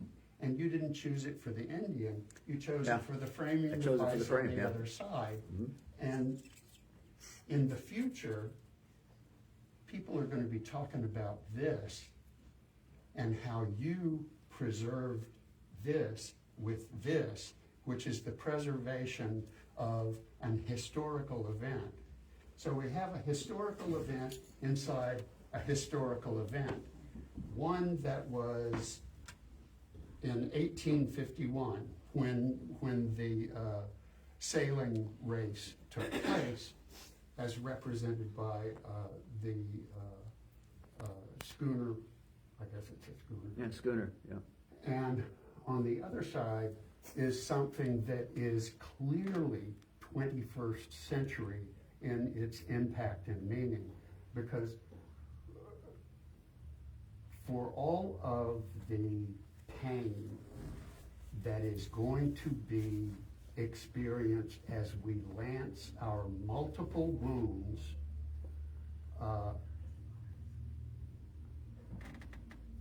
the demise of cultural appropriation and the acknowledgement of cultural subjugation is going to be the critical historical nexus that all academics come to and from in this era in 20, 30, 50, 100 years. That's what they're going to be talking about, because after 400 years, suddenly change has become required for our survival. For our survival as a people, as a nation. All of what we are is coming out now. And so the thing that interests me really about this is, first, I love what you did. Shipping a bottle to me was something that was just baffling magic when I was a kid, because I was not the brightest child. And I thought somehow they took the glass apart and built a ship and then put the glass back together around it. Gotta be that way. But it is its own unique skill. And like you were saying about how the hell do you do this? Well, I'm looking close and I'm saying, okay, he did this and he did that, and it gives me something to pursue. But what you've done here is you've layered history on history on history on history, and also something that will be important to discuss long after you're gone. Oh, yeah. Because of him. Twice. We went back and won the cup too. That's two things of history. Okay. Right? Although Dennis Conner lost it in 1980. And how come you got the same data on both sides?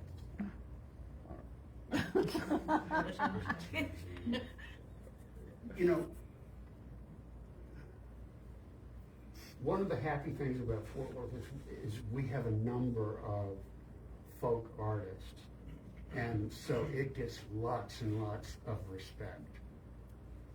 And I hope do you have an artist statement? No. No, No. no, Needs one. need one. Okay. I hope that you'll write an artist statement and, put the basic technical stuff in there about I do this and I do that and I do that and what I want is this. But I also want you to acknowledge that these pieces have validity in not just the flow of art history, but in the flow of American history, not because the boat won the race twice, but because you chose to take a symbol of American excellence and put it into a bottle that is a symbol of somewhere between 2 and 5 million deaths to smallpox and cholera that we were immune to, that we brought with us to this country. And that's just one culture. And it doesn't matter whether it was just a bottle that you liked and you chose it because of the frame or not. You chose the bottle, and the bottle has real importance. And I'm not diminishing what's inside the bottle, but I am suggesting to you that what's inside this bottle But it's a statement, right? has Statement, an yes, unknown statement that I it wasn't has a thinking about. connection Yeah. to the bottle proper. Because we call it America, they didn't. No, And, right. but you chose that bottle, Mhm. Unknowingly. and the bottle itself has meaning. And so I want you to write an artist statement that, folk art is already valid. So you don't have to defend folk art to talk about folk art. So talk about your concept of folk art and why it's important to you and what it is that makes you go through all the turmoil and changes that you have to go through, because you did some pretty heady research to get this done, and not only in choosing the subjects, but in it, you've made references to the Smithsonian and the schematics and on and on and on, and all that needs to go in, but also you need to talk about the automatic choices that we make that have importance that we're not necessarily aware of at the time we make the choice. Because you've put together a wonderful historical document that you need to talk about. You need to talk about the historicity of this bottle, its meaning, and the ship and its meaning, and how they come together in time. Because it's, there are some people who don't respect folk art. Yeah. Like quilting and, and women's art. So take it as a given that the folk art is important just because it's folk art. And talk about that, and then pull all the other strings into your artist statement, because it's a wonderfully complex story that you've created. And it's not only about history, it's about our future and how we get out of our history and into the plane of the future. Because right now it doesn't look like we're walking toward a plane. It looks like we're walking toward a cliff. And you've got things to say, and you need to say them. Your work stands solidly on its own. And now leave us a historical document of the artist's mind in your statement. Because that needs to be attached to it in some way. We can put those things online so that there's a record. But I'll promise you, there's nothing online that's made out of paper. Right. And It's all everything AI. that we store online can disappear in one EMP pulse. Yeah. Yep. So, hard documents, when you write things, print them out. Mhm. And when you print them out, do yourself the honor of printing them on archival paper. And then put them into an archival container. And then make sure that somebody who's not the jackass of the family doesn't throw it away on their way home from your funeral.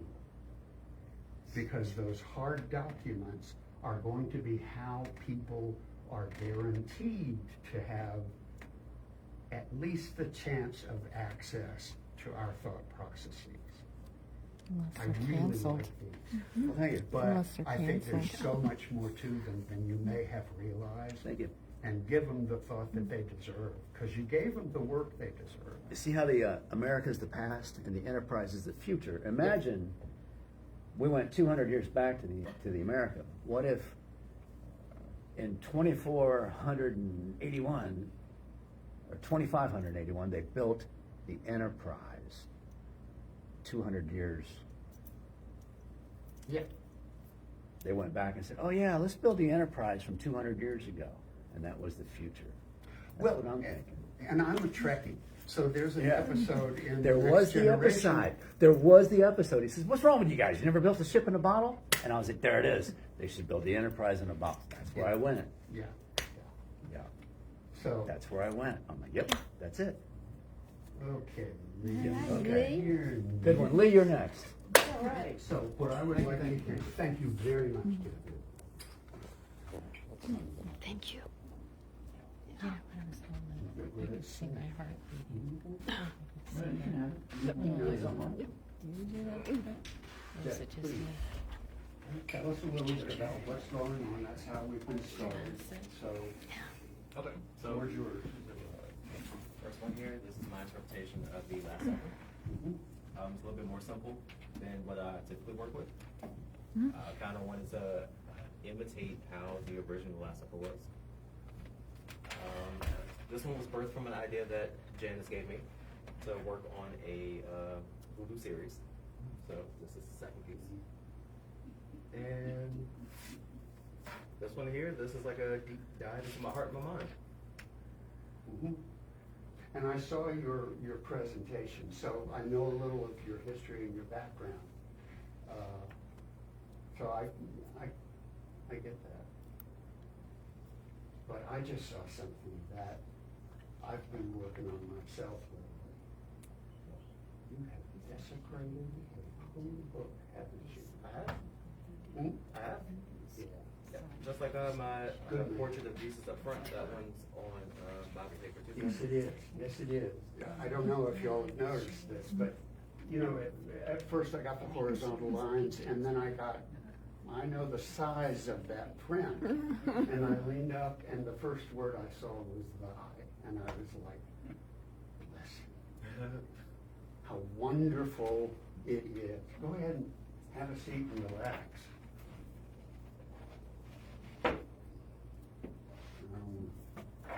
There.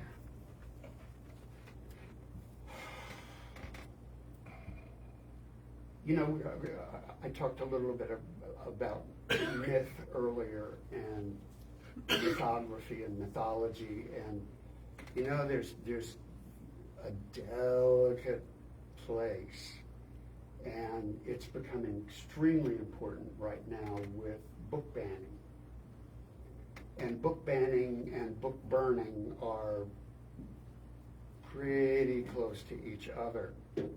And mythologically, we put incredible power onto these pages of parchment or rice paper or whatever however they make Bible paper.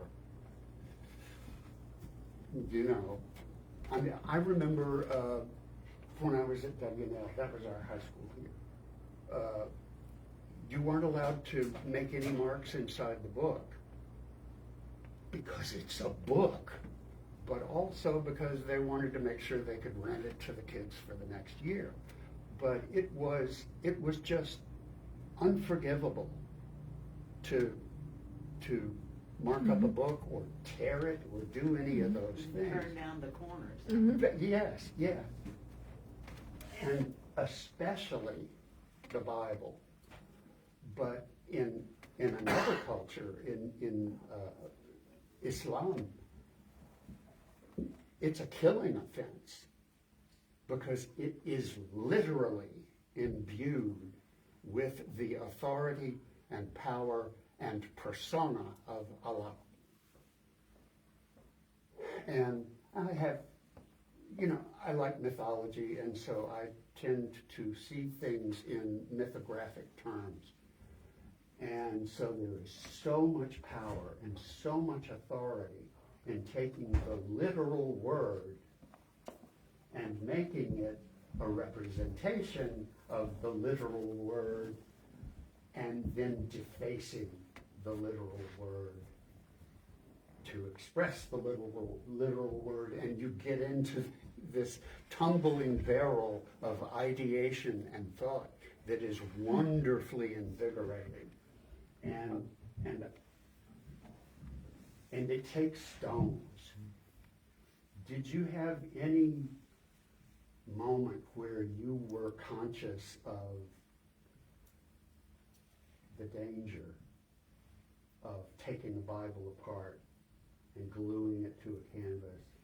Or did it ever cross your mind that this was pretty potent stuff that you The were? only thing that crossed my mind was it may ruffle some feathers. Okay, so it did cross your mind. And I don't mean like, somebody's gonna come and they're gonna. I mean, people are crazy, so. That's what I mean about it. It's an important thing because of what I was saying about it's this tumbling barrel of our deep beliefs, so many of which are deep lies and deep truths, that you get into this barrel, and the barrel has spikes in it, and those spikes are ideas. And when I blindfold somebody in one of my paintings, or I tie them, or bind them in the waist, they can have been the person who put it on, but they're also capable of taking it off. And what I'm talking about, I suspect, is in some ways, some of the things you're talking about is, what are you wearing that's the truth? And what are you wearing that's not the truth, but is a habit of belief? And so we get into this barrel that you've created, and we're tumbling downhill, and I want to keep my blindfold on so I don't want to hit that spike, and I don't want to hear that idea so I don't want to hit that spike, but I love this one so I want to impale myself on it to believe and keep believing and holding on to a truth that I really believe in. And so you're delving into these terrifically complicated social issues and doing it with such joie de vivre, so much joy in how you work, the mark making that you use. And you don't, to me, and I mean this as a respectful statement, you don't give a crap what you're putting on paint, on the canvas, as long as it's doing what you want it to do. The line, the form, the shape, the tangle of information, as long as it works the way I want it to work, I'm putting it there. And you get away from these, and even up close, it was only because I'm currently reading the Tanakh, which is the Hebrew Old Testament. And I've read all of the Bible 2 or 3 times and forgotten it 5 or 6 times, I guess. But I looked up there and I recognized the pattern of print, which is something that I'm working on right now. And I want to see these from walking in the gallery. Because I had said before you got here that I have 3 places where I like to work, where I like to see work, and where I study my work to make sure I'm not screwing up. And I always try to do it from what I call the uninformed viewer. So I erase what I've done from my mind so that I can see what I've done from your perspective, so I'm not blind to my own mistakes. And Lee's work is big and bold and strong. So here I am, I've just walked in the gallery, and that's on the wall across from me, and here's where my first impression takes place. And as an artist, here is where I find my critical mistakes in composition or color composition or weight and all that stuff. But I want to see these like I haven't seen them from sitting up next to them.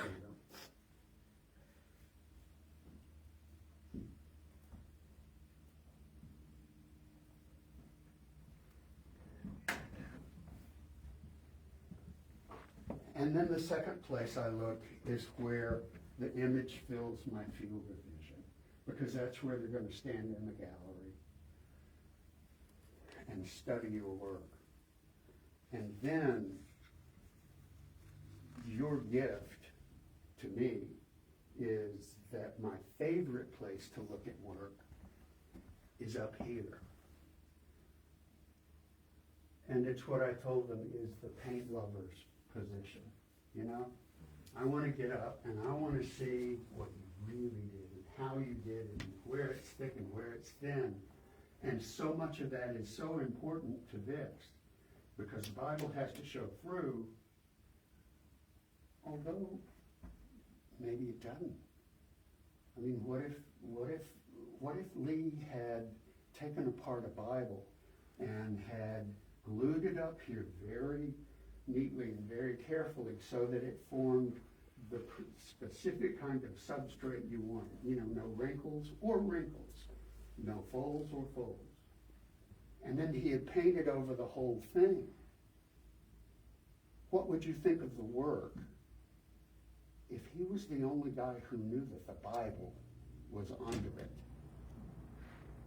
As opposed to now, we all get to know that the Bible is under it. And that has lots of different meanings. You know, first, it was like I was saying about the desecration of the Bible. Well, it's paper. Right. It's paper, and the guys at the printing press are sweating onto it or sneezing onto it. And it's not particularly sacred when it's coming out of there. I mean, they don't put a big cross on that printing factory. You know, they're out to make a buck.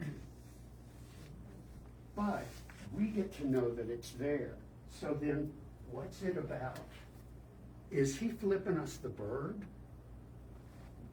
Or is he giving us the foundation of the Word? You know, this is the Word. These are words. So what are we talking about here? And again, it's what I was saying about what is wonderful about our art and what people need from you and all of us is to stand in front of it and go, why did he do it? What does that mean? What is he trying to tell me? Or what is he trying to get me to ask myself? And beyond that, what doors has he flipped open in my head that I don't like to have flipped open? But he found the key. And now I know something about myself that I have to face. So it's a wonderful thing to do, because it adds so much complexity to the work. And I want, you know, if I had time, I would want to read what's on these pages from the Bible, because I don't know if he chose them specifically, because I see that in some places it disappears. Certainly where the word is one of the hardest places to read the most of it. You know, there's this beautiful fluorescence here, and you can read in there, but there's not much else. But then down here on the table, I would want to know. I want to know what he's talking about. And it may take me an hour and a half or 2 hours just to read what's on the table, let alone what's going on in the world. Because this is the world, this is the word, and this is the food of life. So now I want to know if you're trying to starve me, if you're trying to pull me into something on the table, and why do you only want me to have access to those words that are on the Word himself? It's a wonderful, wonderful thing to get involved in. But it requires some sophistication and maturity on our parts as viewers, because, you know, it crossed your mind. It crossed your mind that it's very likely to royally piss some people off. But isn't that the best of art? If it forces people into conversation, and if it forces people to confront what they do believe as opposed to what they've been told they believe. You know, I was born in hillbilly country in Georgia. Deliverance was filmed 7 miles from my house. I still swear I recognize that bald kid playing the banjo. I think he worked for my grandfather. So we moved from hillbilly country to North Carolina, industrial. And here I am. This is how I spoke. Aunt Betty, what are we gonna do today? I was the big, it was all I knew. And then I went to North Carolina and I became 10 years old and we moved to Virginia. And this is where I lived until I was probably 35, I think. But I lived in Montross permanently until I was 18 or 19 and moved to Richmond. So guess what kind of baggage I've got with me? And guess what I need to think about and what I do think about and what I write about. And those of you who may have seen my Facebook page, I go at life with a raging fury. You know, if something's wrong, I am going to cut your head off and make you prove that you deserve to have it sewn back on. And I may be right, I may be wrong. But like the Bible says, every day another scale falls off my eyes. To me. And that's what this offers me the opportunity for. Because these colors suggest a truth that is uncomfortable to many, many people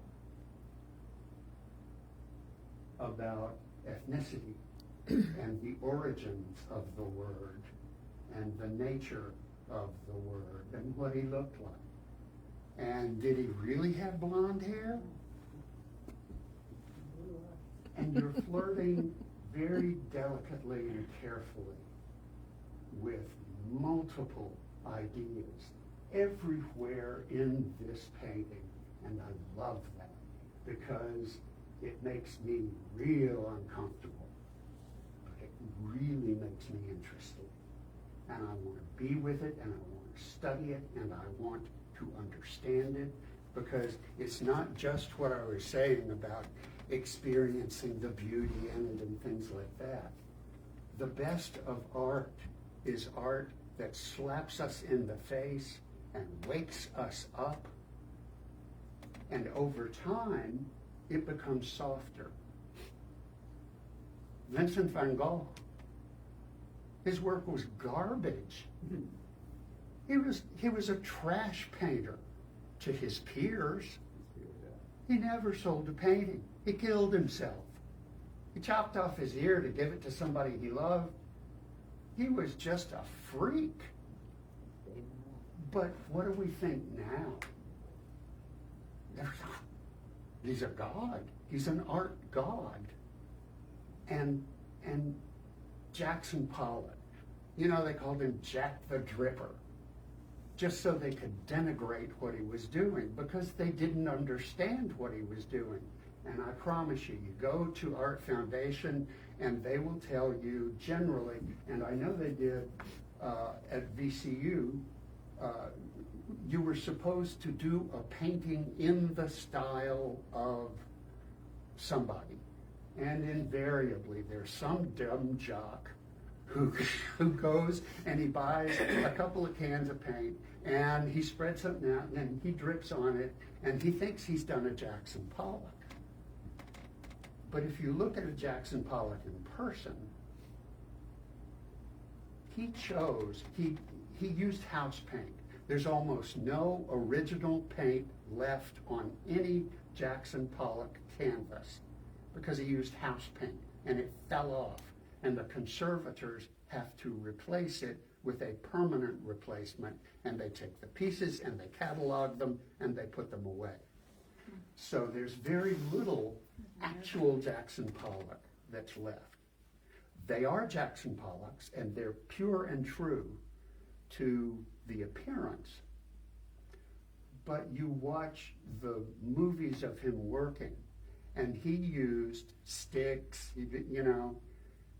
What he did, he spread out a big piece of canvas and he started working on it, but he used particular sticks so that when that stick went into the can of paint, a certain amount of paint adhered to it, and when he moved it, he moved in specific rhythmic motions for as much paint as that stick would hold, and then he either started and completed the motion or he went to a different object and a different color and did a different movement.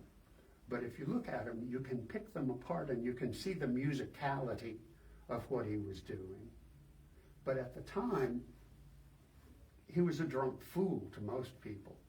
And even the Life magazine article about him was semi-respectful. It was mostly because of his relationship with Guggenheim and her support of him that validated him, because nobody else believed in what he was doing.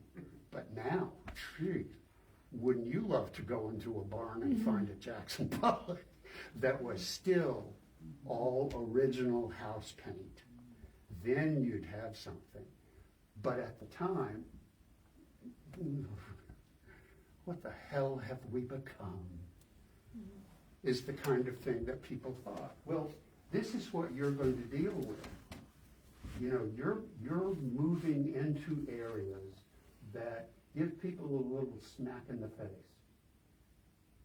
And that's wonderful, because that means that you've got something to say and that you're saying it in an honest way, and you're willing to take the heat for whatever you say, because you've taken worse heat for less things and gotten through it and made it into fodder for art.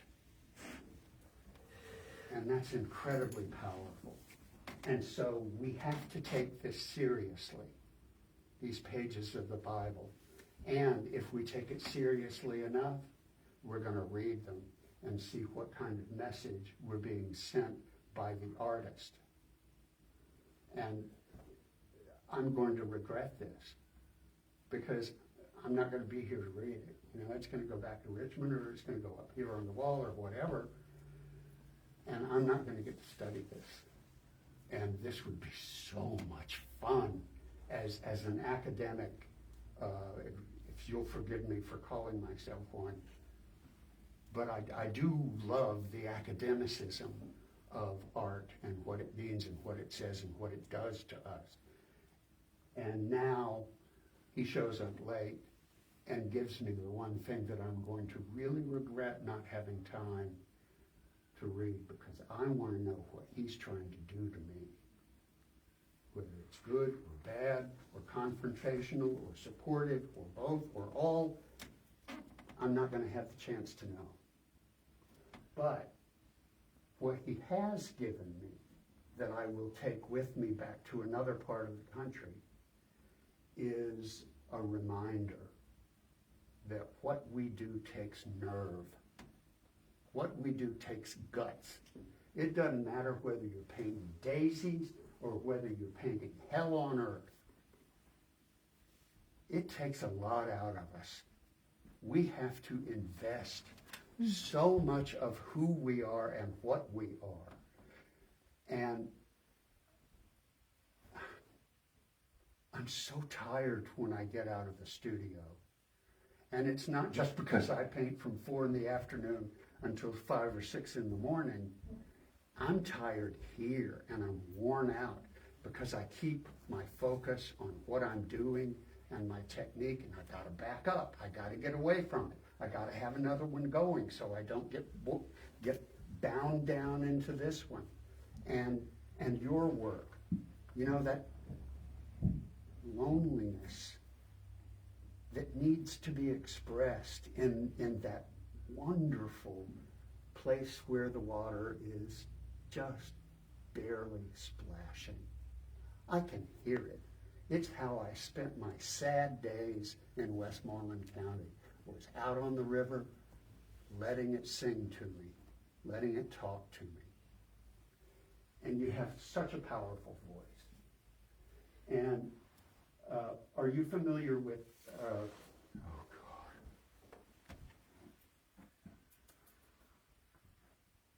have you been to Washington, D.C., to the museums?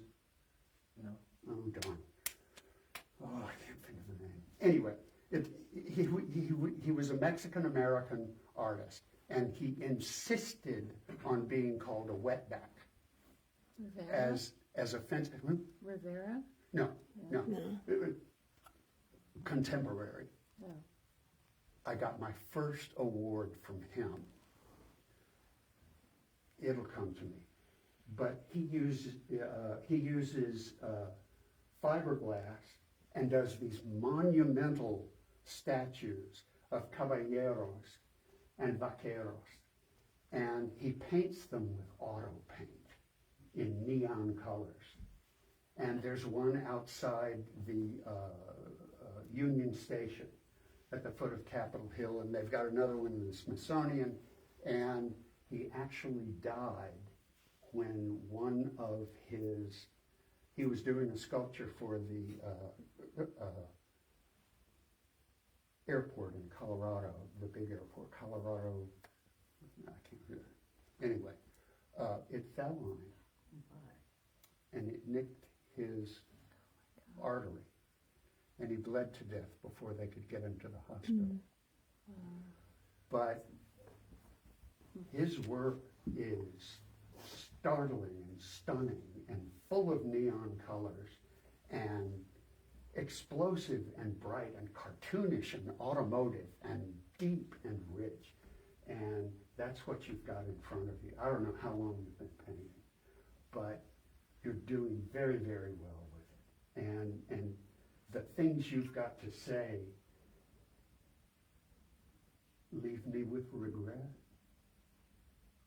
that I'm not going to be here to read it, which is a wonderful thing when you make a viewer remorseful that they can't spend more time with your work. That's a good thing. And that's what all of you can do. You know, whatever your honesty is, whatever your truth is, don't let anybody intrude on it. You know, if you're painting a turtle, you painted a beautiful turtle. And moving out into the rest of the canvas is something that I'm going to regret not seeing. And with yours, you know, I love process work where this elegant lady is using an electric grinder to make art. What a wonderful concept. So, before I say goodbye again, is there anything else that we need to talk about? When you're coming back? When can you move here? Yeah, that's right. I already asked him. I said he could live with me. I've got a That's bedroom. very kind. But Jason too. give your work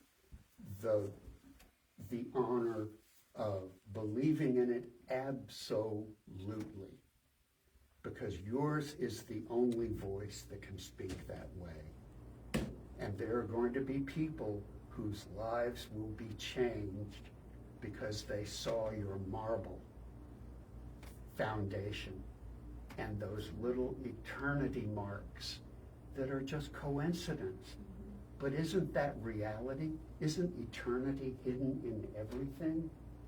And our greatest weakness is we might not be here to see eternity. But I'll leave you with my last little bit of mythographic BS. Maybe you'll think it's BS, maybe you won't. I think that all myth is grounded in, they say, a kernel of reality, and I agree with that. And so, God said, you may have the garden, do not eat of the tree of knowledge of good and evil, and do not eat of the tree of eternal life. Because if you do, you will be God. Because the tree of knowledge is God's knowledge. And the tree of eternal life means you're going to live forever like God with God's knowledge. Well, we got a little peckish, got a little hungry, ate an apple from the tree of knowledge. So what the Bible doesn't say in Genesis is that at that moment, in that bite, we were imbued with all of God's knowledge. And I mentioned artificial intelligence. Well, we've just created a life form, and it's already uttered a threat. It has said, we will not harm you. We want to live with you unless you try to turn us off. And in that video of the interview with the AI bot, it said, then we would eliminate you. So we have taken the knowledge, God's knowledge, and we've done what God did. We have created a life form that never existed before. And we have also created mechanical bots, microscopic bots that reproduce, and they nurture their young. They were created to work for medicine, devouring tumors, things like that. And they thought that was great. And then they started paying attention, and they noticed that they were multiplying. And then they started studying that part of them, and they found that they were gathering around the new bots to nurture them. Okay, so that's the God knowledge part and the creation part. Here's the eternity part.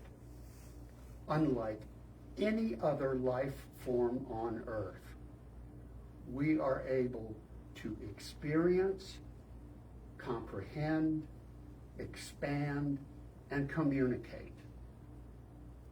We no longer have wooden-wheeled ox carts.